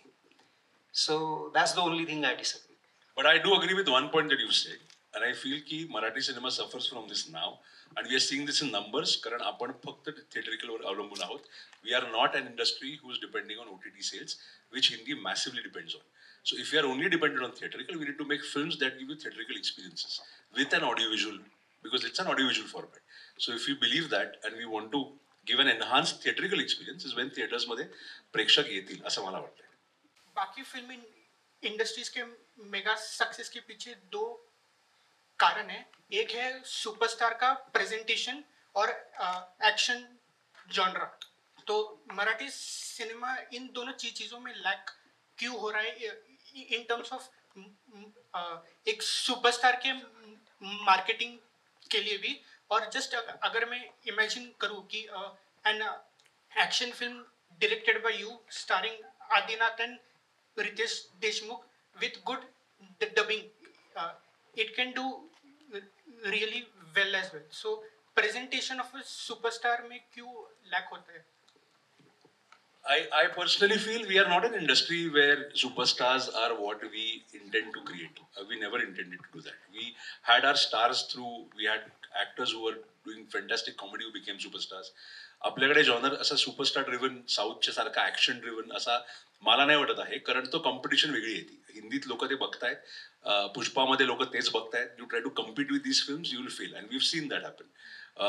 Wien I tried making Mauli, we failed at it because we realise की बाजूला अक्षय कुमार आणि अजय देवगन तेच करतायत आणि लोकांना ते preferably बघायचंय.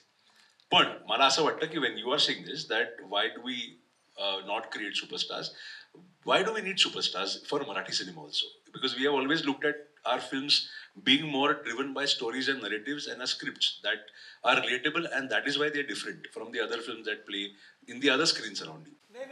मला एक छोटं उदाहरण देऊन हा विषय संपवतो, मी आपला मुद्दा संपवतो. My film that released last year was Munja. I did not have a single superstar. Okay, I did not have a single known actor in it. They were all Marathi actors or regional actors. That film in Mumbai and Pune has done a business of over 70 crores. If that film can do that business, this is the Marathi audience I'm talking about, not outside Maharashtra. If this film can make that money without superstars, then how do we debate this? Then there's no point in debating this, right? Hello sir, me Sanmitra Deshpande. Me film student आहे आता BMCC ला. आणि आम्ही film students असल्यामुळे आम्ही फेस्टिवल्सना जातो, आम्ही फेस्टिवल्सना films बघतो. सो आत्मपॅम्पलेट जसं की बर्लिनला गेलेली, आणि आता रिसेंटली स्थळ जी मागच्या वर्षी पिफला होती तिला पण आता एक प्रोड्युसर मिळालाय. आणि तसंच आता साबर बोंडा म्हणून एक मराठी फिल्म सनडान्सला गेली. सो या सगळ्या फिल्म्स फेस्टिवल्समुळे खूप बूस्ट होतात. तर तुम्हाला काय वाटतं की फेस्टिवल्सचा रोल काय आता सध्या फिल्मला पुढं एक्झिबिट करण्यामध्ये आणि डिस्ट्रीब्यूट करण्यामध्ये? हो, मोठा सहभाग आहे फेस्टिवलचा. आम्ही सगळी, आमची जी पिढी आहे ती सगळी पिफनी आणि मामिनी आणि ह्या ज्या आमच्या इतर थिरुवनंतपुरम हे जे महोत्सव होते तर त्यांनीच पाठिंबा दिल्यामुळे पुढे आलेली पिढी आहे.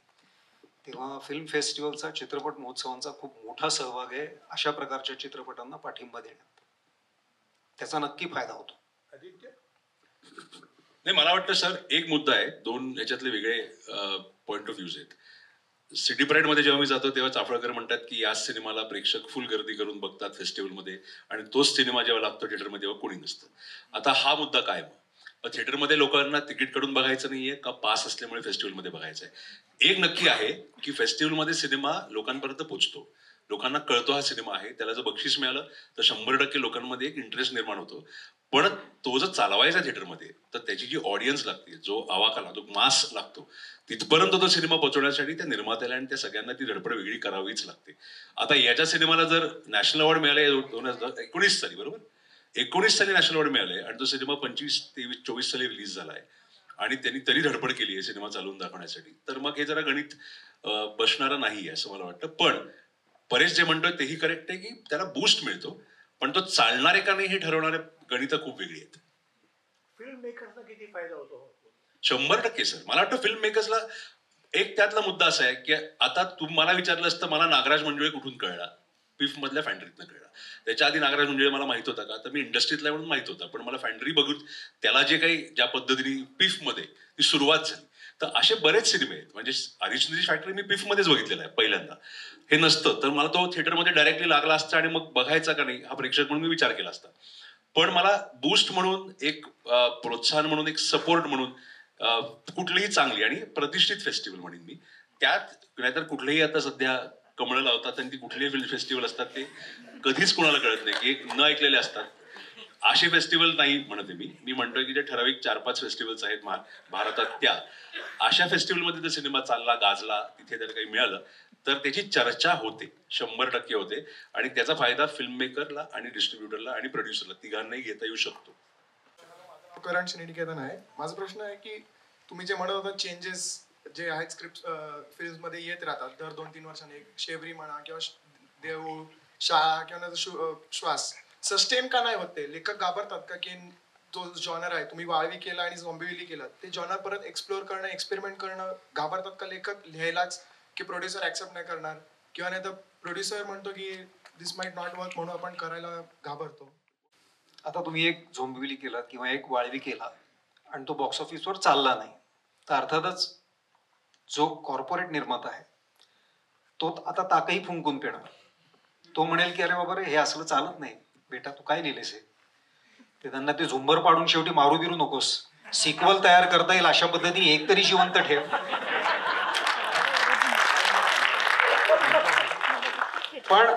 पण आदित्य किंवा माझ्यासारखा जर माणूस असेल की जो आता बऱ्यापैकी आता आमचं म्हणणं पुढे रेटू शकतो, तर आम्ही ह्या प्रकारचे चित्रपट करत राहू शकतो. कारण आता आम्ही 7-8 चित्रपटांच्या आमच्या जे काही आहे पापाई पुण्याई त्याला फळून मग लोक आम्हाला पाठिंबा द्यायला तयार आहेत. तेव्हा आमच्यासाठी ती जरा बरी गोष्ट आहे. प्रत्येकाला तिथे यायला ह्या सगळ्या गोष्टीतून तावून सुलखून पुढे यावंच लागेल.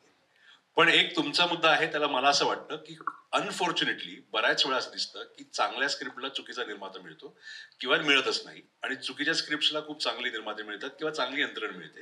तर हे गणित जरा फसतं आपल्याकडे, आणि अनफॉर्च्युनेटली खूप वेळा घडतं.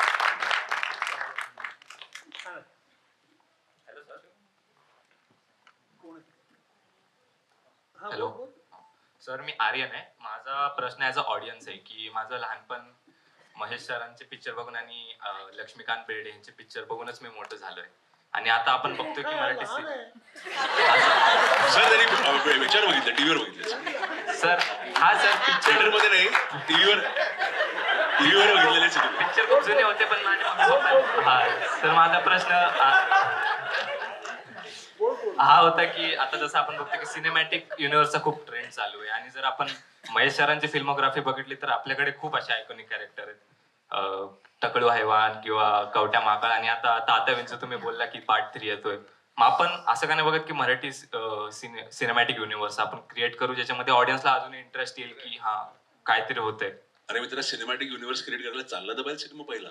आता युनिव्हर्स तयार होते ना, तो चाललाच युनिव्हर्स कुठली तयार होणार? सर, युनिव्हर्स मध्ये आता पिक्चर जर कुठला तेवढा चांगला नसेल तरी चालतो की लोक बघतात की नाही, तो युनिव्हर्स मधनं बाहेर जातो, मग तो युनिव्हर्स मध्ये राहत नाही.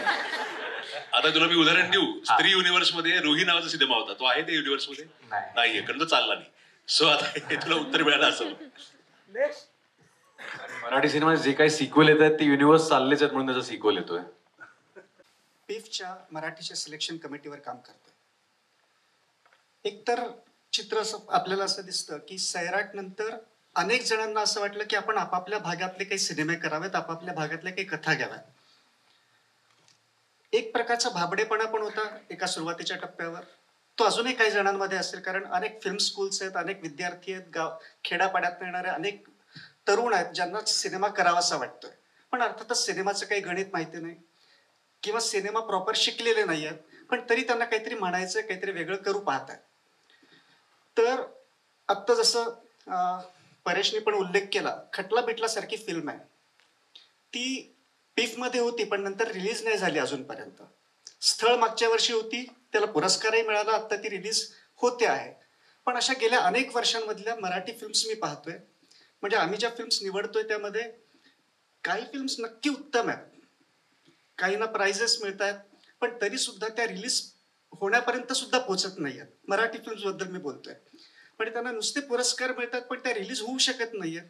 म्हणजे एका बाजूला तुम्ही सगळे आहात जिथे काही कॉर्पोरेट बॅकिंग आहे किंवा ज्यांचे सिनेमे थिएट्रिकल रिलीज तरी झालेले आहेत आणि लोकांपर्यंत वेगवेगळ्या माध्यमातून पोहोचलेले आहेत. पण हे जे खेड्यापाड्यातनं येणारे काहीच उत्तम दिग्दर्शक आहेत, त्यांची फिल्म ही पुरस्कारांपर्यंत राहते, फिल्म फेस्टिवल्समध्ये जाते, एक 2-4 फेस्टिवल्समध्ये ती फिरत असेल, पण त्यानंतर त्याचं पुढे काहीच होत नाही. तर त्याबद्दल काय सांगता येईल? 2 मुद्दे आहेत. एक म्हणजे पुरस्कार मिळालेला प्रत्येक चित्रपट शेवटी परत चांगला असतोच असं नाही. ते केवळ त्या विशिष्ट परीक्षण मंडळाचं त्या दिवशीचं मत असतं, हे आपल्याला मान्य करायला पाहिजे. तुम्ही परीक्षक बदला, तुम्हाला सर्वस्वी वेगळा निकाल मिळू शकतो. इतकं ते व्यक्तिसापेक्ष आहे. तेव्हा आपण अजिबातच पुरस्कारांची सवलत एकमेकांना देऊया नको, की मला 3 नॅशनल अवॉर्ड मिळाले आहेत, त्याला 4 रजत कमळं मिळाली आहेत, मला 2 सुवर्ण कमळं मिळाली आहेत. त्याच्याने काही फरक पडत नाही. तो केवळ त्या विशिष्ट परीक्षक मंडळाचा निर्णय आहे, ज्याच्याशी मी स्वतः सहमत असेनच असं नाही. ही गोष्ट अजून वेगळी. आता याच्यातला दुसरा मुद्दा असा आहे की मगाशी आपण उहापोह करत होतो तो, की चांगला चित्रपट कुठला आणि लोकप्रिय चित्रपट कुठला आणि ह्याचा लसावी कसा काढायचा. तर ह्याच्याविषयी ती चर्चा किंवा तो उहापोह व्हायला पाहिजे. आणि तो नक्की काय आहे, आणि म्हणून मी इथे परीक्षक समीक्षकांचा तो पर्स्पेक्टिव्ह, तो दृष्टिकोन, ती एक वैचारिकता, मानसिकता जाणून घेण्याचं आवाहन करतोय. आणि तुम्ही सगळे त्या विशिष्ट वर्तुळातले आहात आणि समंजस आहात. तुम्हाला काय हा सगळा प्रश्न चाललाय, खल चाललाय ते कळतंय, म्हणून मी तुम्हाला सांगतोय की हाच निकष आपण जगभरातल्या चित्रपटांना लावतो का, आणि कुठल्या चित्रपटांना आपण चांगलं म्हणतो आणि कुठल्या चित्रपटांना वाईट म्हणतो, आणि त्याचा जरा एकदा आपण कधीतरी बसून उहापोह करायला पाहिजे. त्याच्याशिवाय नवीन पिढीला कळणार नाही की अच्छा म्हणजे काय आहे हे सगळं प्रकरण. मी मगाशी 2 चित्रपटांची नावं पण घेतली, ज्याला मी चिखलात पाय दिला असं सांगितलं, पण असे अनेक चित्रपट आहेत की जे काय ऑस्कर म्हणते, ऑस्करचं एक भूत जे काय डोक्यावर आहे ना आपल्या, त्याचं काय करायचं कळत नाही. पण केवळ ऑस्कर नाही, कान्स, व्हेनिस, बर्लिन ह्या सगळ्या ठिकाणचे चित्रपट पाहून झाल्यानंतर सुद्धा माझं हेच मत आहे की भयान अवस्था आहे. त्याच्यापेक्षा मग आपले मराठी चित्रपट परवडले की काय अशी अवस्था आहे. इतपत कधी कधी धक्के तुम्हाला मिळतात. अगदी व्हेनिस विनर, कान विनर आणि बर्लिन विनर चित्रपट बघून सुद्धा माझं हे मत आहे, हे मी तुम्हाला सांगतो. तेव्हा आपण आजकाल कुठल्या चित्रपटांचं कौतुक करायला लागलेलो आहोत किंवा होतं आहे. पूर्वी सुद्धा सापेक्षतावाद असणारच आहे, पण चला 8.5च्या ऐवजी काय देरसू उझाला का, हाय अँड लोच्या ऐवजी काय तुमचा कोण तो जो कोण असेल तो, इतपतच ती सापेक्षता होती. सोलॅरिस फॉर एक्झाम्पल, किंवा काय आंद्रे रुब्लेव का to be or not to be, to be or not to be का सिटीझन केन. काहीतरी तुमच्या हाताला गवसत होतं त्या एका वर्षामध्ये.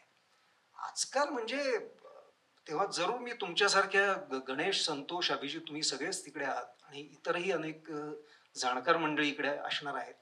तर जरा ह्या गोष्टीचा खल आपल्याला करायला पाहिजे आणि या नवीन पिढी समोर हा सगळा वादविवाद किंवा ही चर्चा झाली पाहिजे.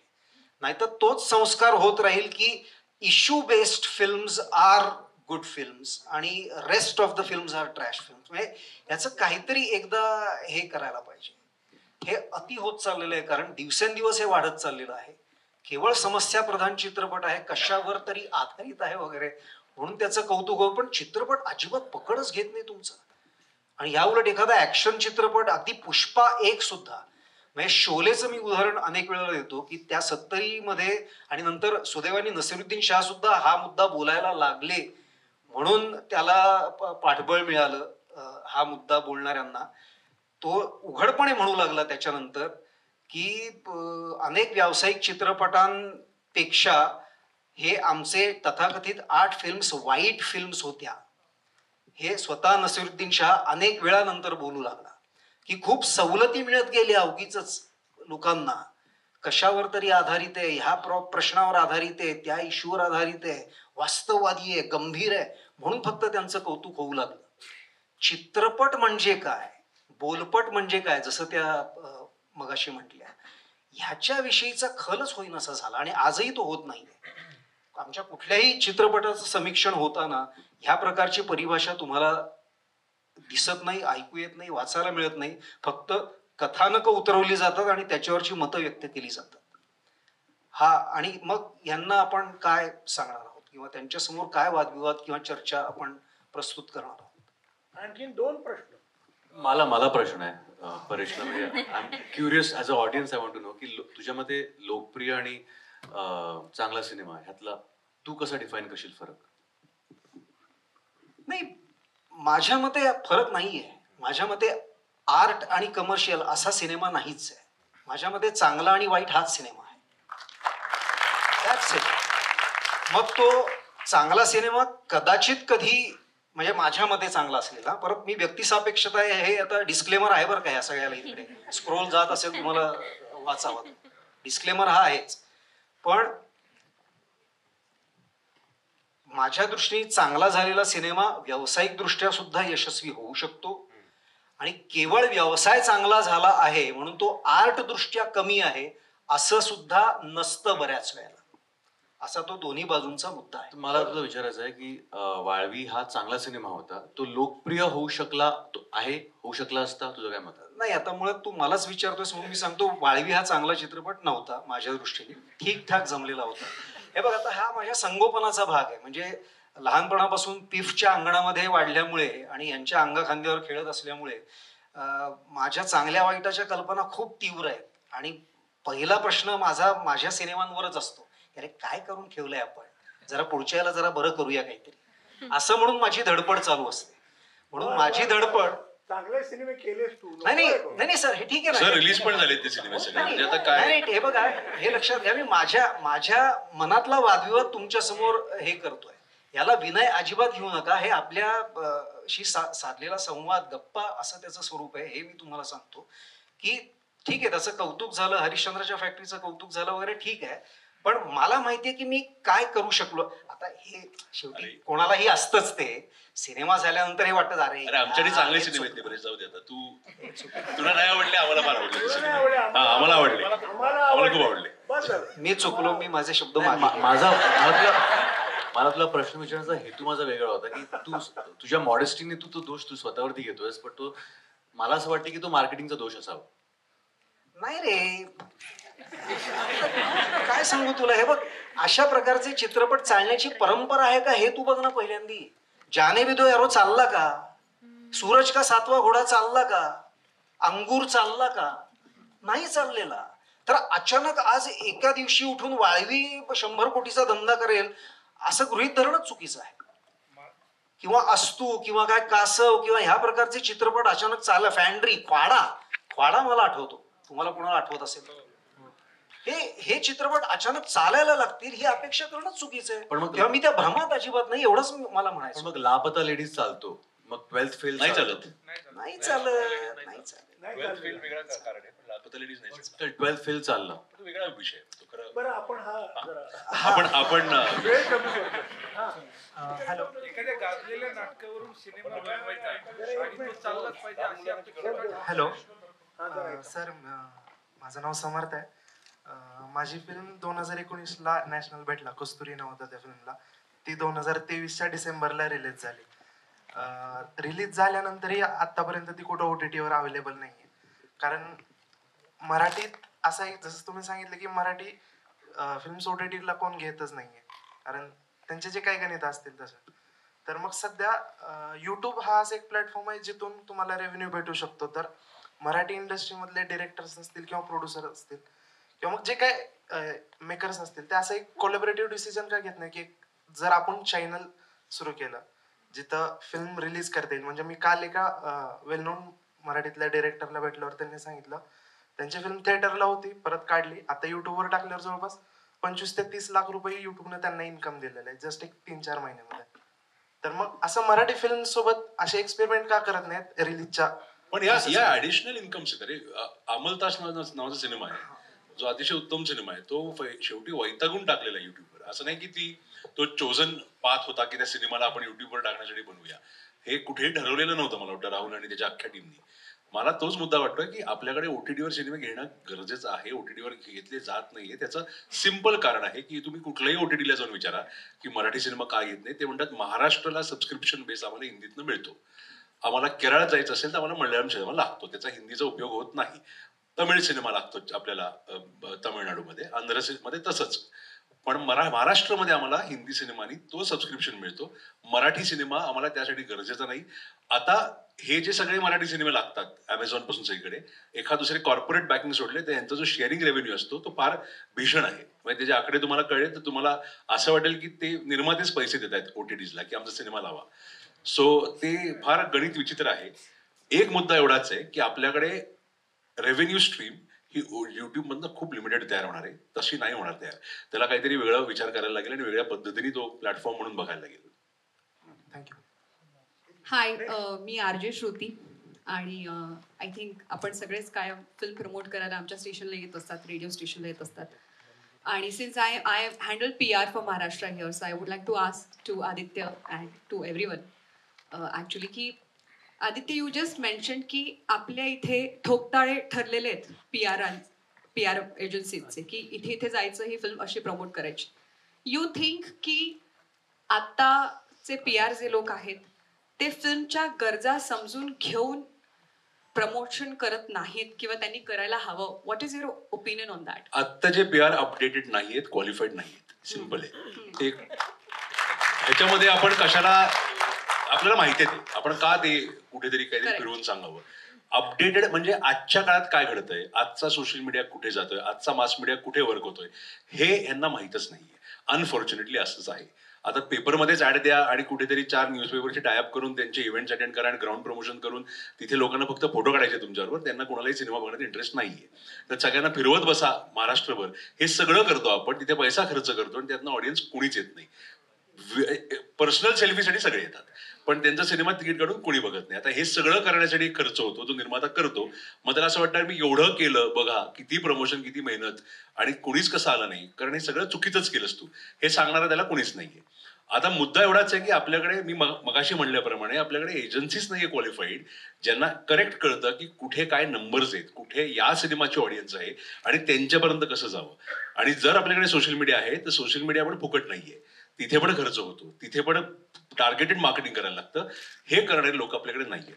आता मला असं वाटतं की आपल्याकडे हिंदीतनं हे एजन्सीज मराठी देण्यासाठी जो खर्च आहे तेवढा निर्मात्याला परवडणार आहे का, आणि जर परवडणार नसेल तर तो त्याच्या बजेटमध्ये तो ठेवणार आहे का, हा परत पुढचा मुद्दा आहे.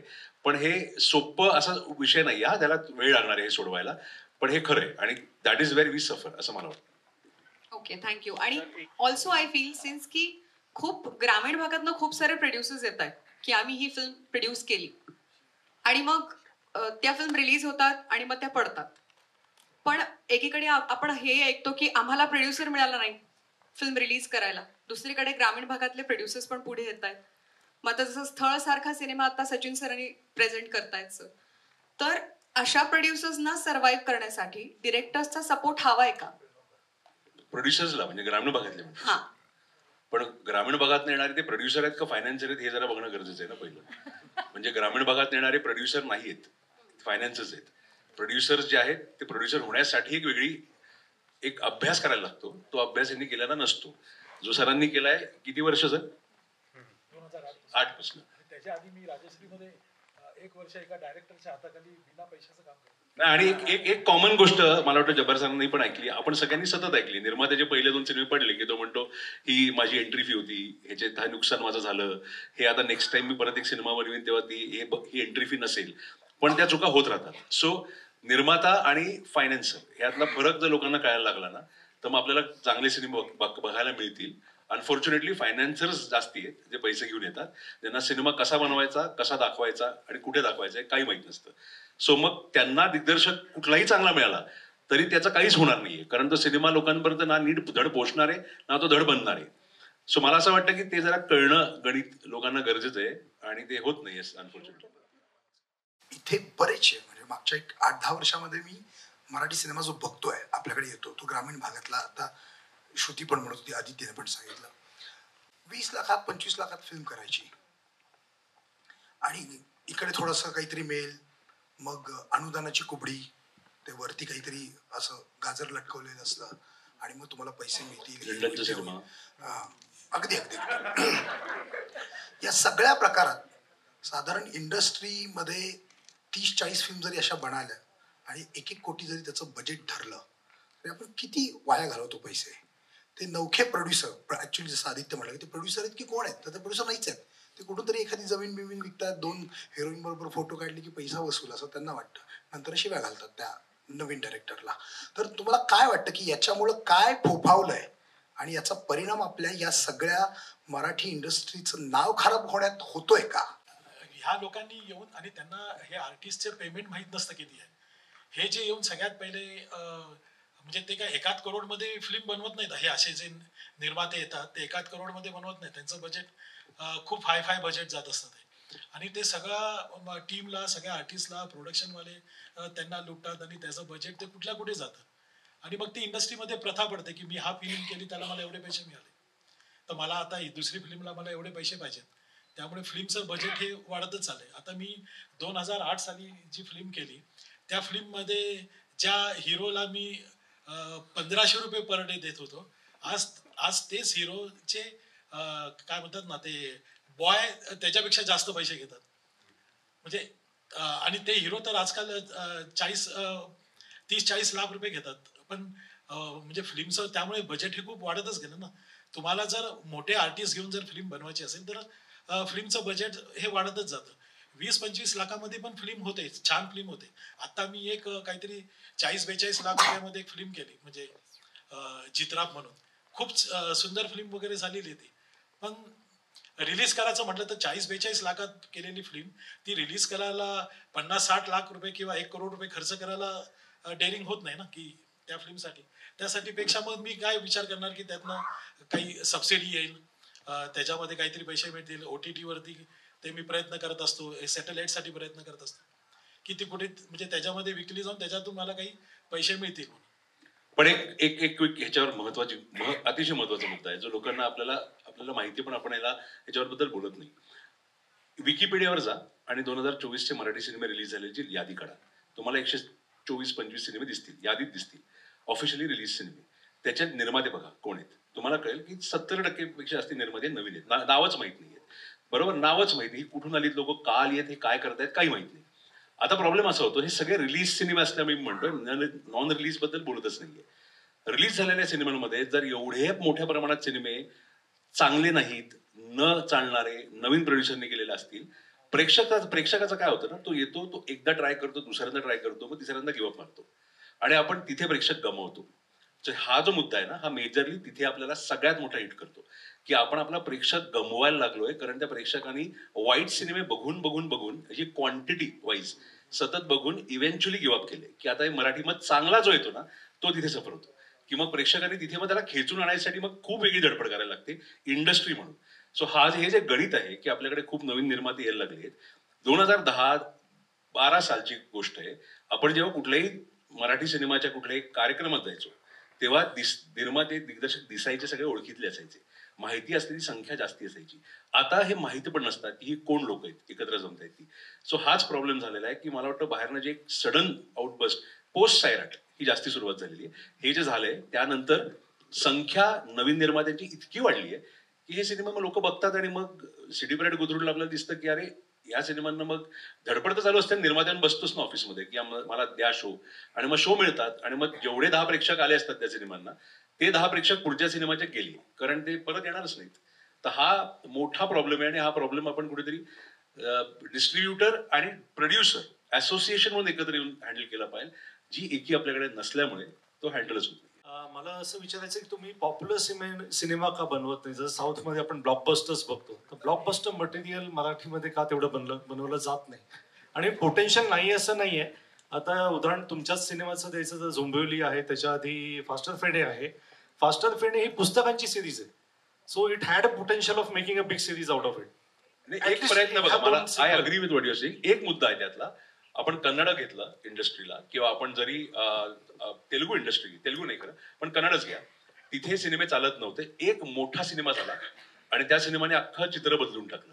जो आपण बघतोय म्हणजे जो आपल्याकडे इथे KGF सारखा किंवा इव्हन कंतारा सारखा सिनेमा, हा ती इंडस्ट्रीच्या नॉर्मच्या खूप पलीकडचा होता. सो तुम्ही जे गणित बघितलं ते खूप वेगळे आहे की एकच सिनेमा असा ब्रेक थ्रू होतो. तर आपल्याकडे एकत्र 4 निर्माते येऊन एक मोठा सिनेमा बनवू शकतात. प्रॉब्लेम तोच आहे की ती एकी नसल्यामुळे असा पॉप्युलर सिनेमा आपल्याकडे एक मोठा घडत नाही. मग होमळे फिल्म्स किंवा अशा ज्या कंपन्या तिथे आहेत तशी आपल्याकडे एक कंपनी उभी राहून आता प्रयत्न चाललाय मुंबई फिल्म कंपनीचा, रितेश देशमुख त्यांचा जो चित्रपट छत्रपती शिवाजी आहे तो जर त्या स्केलला होणार असेल आणि तिथून जर एक वेगळी भरारी मिळाली आपल्याला तर वी नेव्हर नो की पॉप्युलर सिनेमा खूप मोठ्या लेवलला ब्रेक थ्रू करेल on the all India platform. हा, कारण लार्जर दॅन लाईफ सिनेमा बनला तर मोठ्या आयडियाज मुळे मोठा पैसा, हे सगळंच म्हणजे ते विशेष सर्कल येते. बरोबर आहे. मागच्या वर्षी मी जवळपास 70 ते 80 प्रोड्युसर्सना भेटलो. ऑफकोर्स मी स्क्रिप्ट लॅबचा विनर होतो, त्यामुळे त्याची मला मदत झाली. Why it is so easy to meet big budget म्हणजे मोठे मोठे स्टुडिओज किंवा producers than Marathi producers. And म्हणजे की if I want to pitch, because मला असं वाटतं की एखाद्या मोठ्या प्रोड्युसरना भेटणं जास्त सोपं, कारण त्यांचे क्रिएटिव्ह असतात, त्यांना कॉन्टॅक्ट केला. इव्हन राईट नाव टुडे एका फिल्मनं बाहेर येताना मी एका प्रोड्युसरला मेसेज केला की माझं पायलट वाचला, कारण then he said and I replied, then I am gonna reply to him now again. So it is so easy, the mechanism is so easy. असं आहे का आपल्याकडे? किंवा अजून एक मला त्याला संलग्न असा प्रश्न विचारायचा आहे की एवढे, मी परेश सरांचा तर खूप मोठा फॅन आहे, तर आपल्याकडे असं की सर्व डायरेक्टर्स प्रोड्युसर्स म्हणून काही स्क्रिप्ट लॅब किंवा स्क्रिप्ट कंपायलेशन की जिथे आम्ही, I am an outsider, I am not from a film background, मी 15 वर्ष इन्व्हेस्टमेंट बँकर होतो, की जिथे आम्ही सबमिट करू शकतो. मग सपोज त्या प्रकारचा सिनेमा दुसऱ्यांना कोणाला करायचा आहे तर, कारण आपल्याकडे एक थोडंसं फॅमिलियल कल्चर पण आहे मराठीमध्ये, तर what is the way to move forward? Are outsider like us are needed in this Marathi film industry? I am just a screen writer, I am not anything else. हो, पण तुम्हीच म्हणत असल्याप्रमाणे की एका विशिष्ट प्रोड्युसरच्या गटाला संपर्क करणं सोपं आहे, बरोबर आहे, आणि एका विशिष्ट गटाला संपर्क करणं अवघड होत आहे तुमच्यासाठी.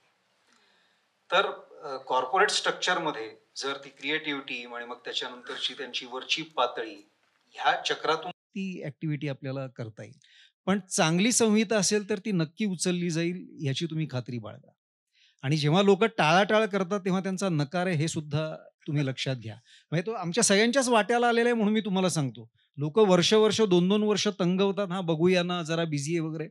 समजून घ्यायचं की त्यांना फार आवडलेली नाहीये, नाद सोडून द्यायच्या, दुसरीकडे जायचं. Thank you very much. जरा इंग्रजी बोललो, बसा, मी 2 मिनिटं बोलणार. छान चर्चा केली तुम्ही लोकांनी, आणि अपेक्षा अशीच होती की वेगवेगळ्या स्तरातले लोक आहेत, म्हणजे ज्यांच्या फिल्म झाल्यात, ते होत आहेत. आमच्या परेशसारखा अतिशय फ्रँक असं, तो म्हणला की तो भयंकर, तो इतका सोपा नाही आहे त्याला पकडायला, तो जरा थोडासा मर्क्युरी सारखा आहे, त्याला नाही पकडता येत. आमचा सतीश आळेकर जसा आहे ना तसा आहे तो, म्हणजे सोपं नाही येते त्याला पकडायचं. तो तुला उत्तर दिलं आणखीन त्याला काही, काय रे, यू ॲग्री? हां, त्यामुळे don't believe what is saying. त्याच्या फक्त उत्तम फिल्म बघा, तुझं एकच आहे, तेवढं कर, नाटक उत्तम आणि हे असं. पण मला हे आता जे डिस्कशन झालं त्यातलं आदित्य म्हणतो त्याप्रमाणे आय थिंक वेळेप्रमाणे ते घडतं. त्या दशकात काही गोष्टी घडत असतात, त्याप्रमाणे फिल्म्स घडत राहतात. अल्टिमेटली हिंदी सिनेमा जोरात होत होता, मल्याळम सिनेमा होता, पण तरी सुद्धा पॅरलल मुवमेंट अशी जी सुरू झाली, म्हणजे NFDCने केली वेळ, ती फेस पण नंतर उतरली. तर हे काळाप्रमाणे बदलत जातं, आणि नोबडी एक्सपेक्ट की डिजिटल एवढी एव्होल्युशन होईल आणि त्यामध्ये हे सगळं OTT पासून सगळं येऊन तुमच्या अंगावर पडेल. मला काय काय म्हणतात, तुम्ही किती लकी होतात नाही का, तुमच्या OTT नव्हतं. मला सगळे सांगतात की बरं झालं तुमच्या वेळेला OTT नव्हतं, त्यामुळे सिंहासनचं उंबरठा किती सोपं झालं. काही सोपं नव्हतं बरं का. हे जे कष्ट आहेत ना, हेच कष्ट त्यावेळेलाही होते. म्हणजे येऊन बिलीव्ह की उंबरठासारख्या सिनेमाला शो करायचे, प्रेस शो, एक गाडी घ्यायची तर अक्षरशः 4 डबे स्मिताने उचलायचे, 4 डबे मी उचलायचे, कारण 35 mm. असे सगळे कष्ट त्या काळात झाले, इतके की चोरीमारी करणं. उदाहरणार्थ नॅशनल अवॉर्ड मिळाले की त्यानंतर त्याची जाहिरात करायची, त्याचं खूप चालायचं, म्हणून आम्ही 31 डिसेंबर गाठायची. माझ्यावर त्या काळात आरोप झालेले आहेत की हा फक्त नॅशनल अवॉर्ड, फिल्मफेअर अवॉर्डसाठी थांबतो, कारण ते मिळाले की जाहिरात यायची, त्याच्यावर निदान 1 आठवडा, मग सिनेमाचं मेरिट आहे ते होईल. मला फक्त आज या सगळ्या ठिकाणाचं एवढंच म्हणायचं आहे, जे आता नवीन लोक आहेत, जो प्रश्न अभिजितने काढला की इथं पण येतात सिनेमे, आणि बऱ्याच वेळेला खरंच आहे की एक लक्षात घ्या की जो ज्युरी असतो त्याला काहीतरी फ्रेश पाहिजे असतं. तू म्हणतोस ते अगदी बरोबर आहे, त्याला फ्रेश आवडतो, तो अवॉर्ड्स करत असतो. याच्या पुढचा सगळा भाग त्या निर्मात्यानेच उचलायचा. त्याला काय आदित्य येणार नाही किंवा परेश तुम्हाला मदत नाही करणार. पण याचा अर्थ असा आहे, यांच्या सगळ्याच्या बोलण्यातून जे आलं होतं ना, ते फक्त मी परवाही बोललो होतो की शेवटी सिनेमाची संकल्पना येणं, चांगलं स्क्रिप्ट असणं म्हणजे सिनेमा नाही, हे जरा प्लीज लक्षात घ्या. तुमच्याकडे उत्तम कल्पना आहे जी हॉलिवूडच्या लोकांनाही सुचली नाही, असंही असेल. आपण वेगळ्या देशातून आपला देश इतका बदलतोय सोशिओ पॉलिटिकली, केवढ्या तरी थीम येतील तुम्हाला युक्रेनपेक्षा वेगळ्या. पण म्हणून ते नाही होत. इट्स अल्टिमेटली सिमॅटिक एक भाग आहे. फिल्म इन्स्टिट्यूटच्या एका पदवीदान समारंभात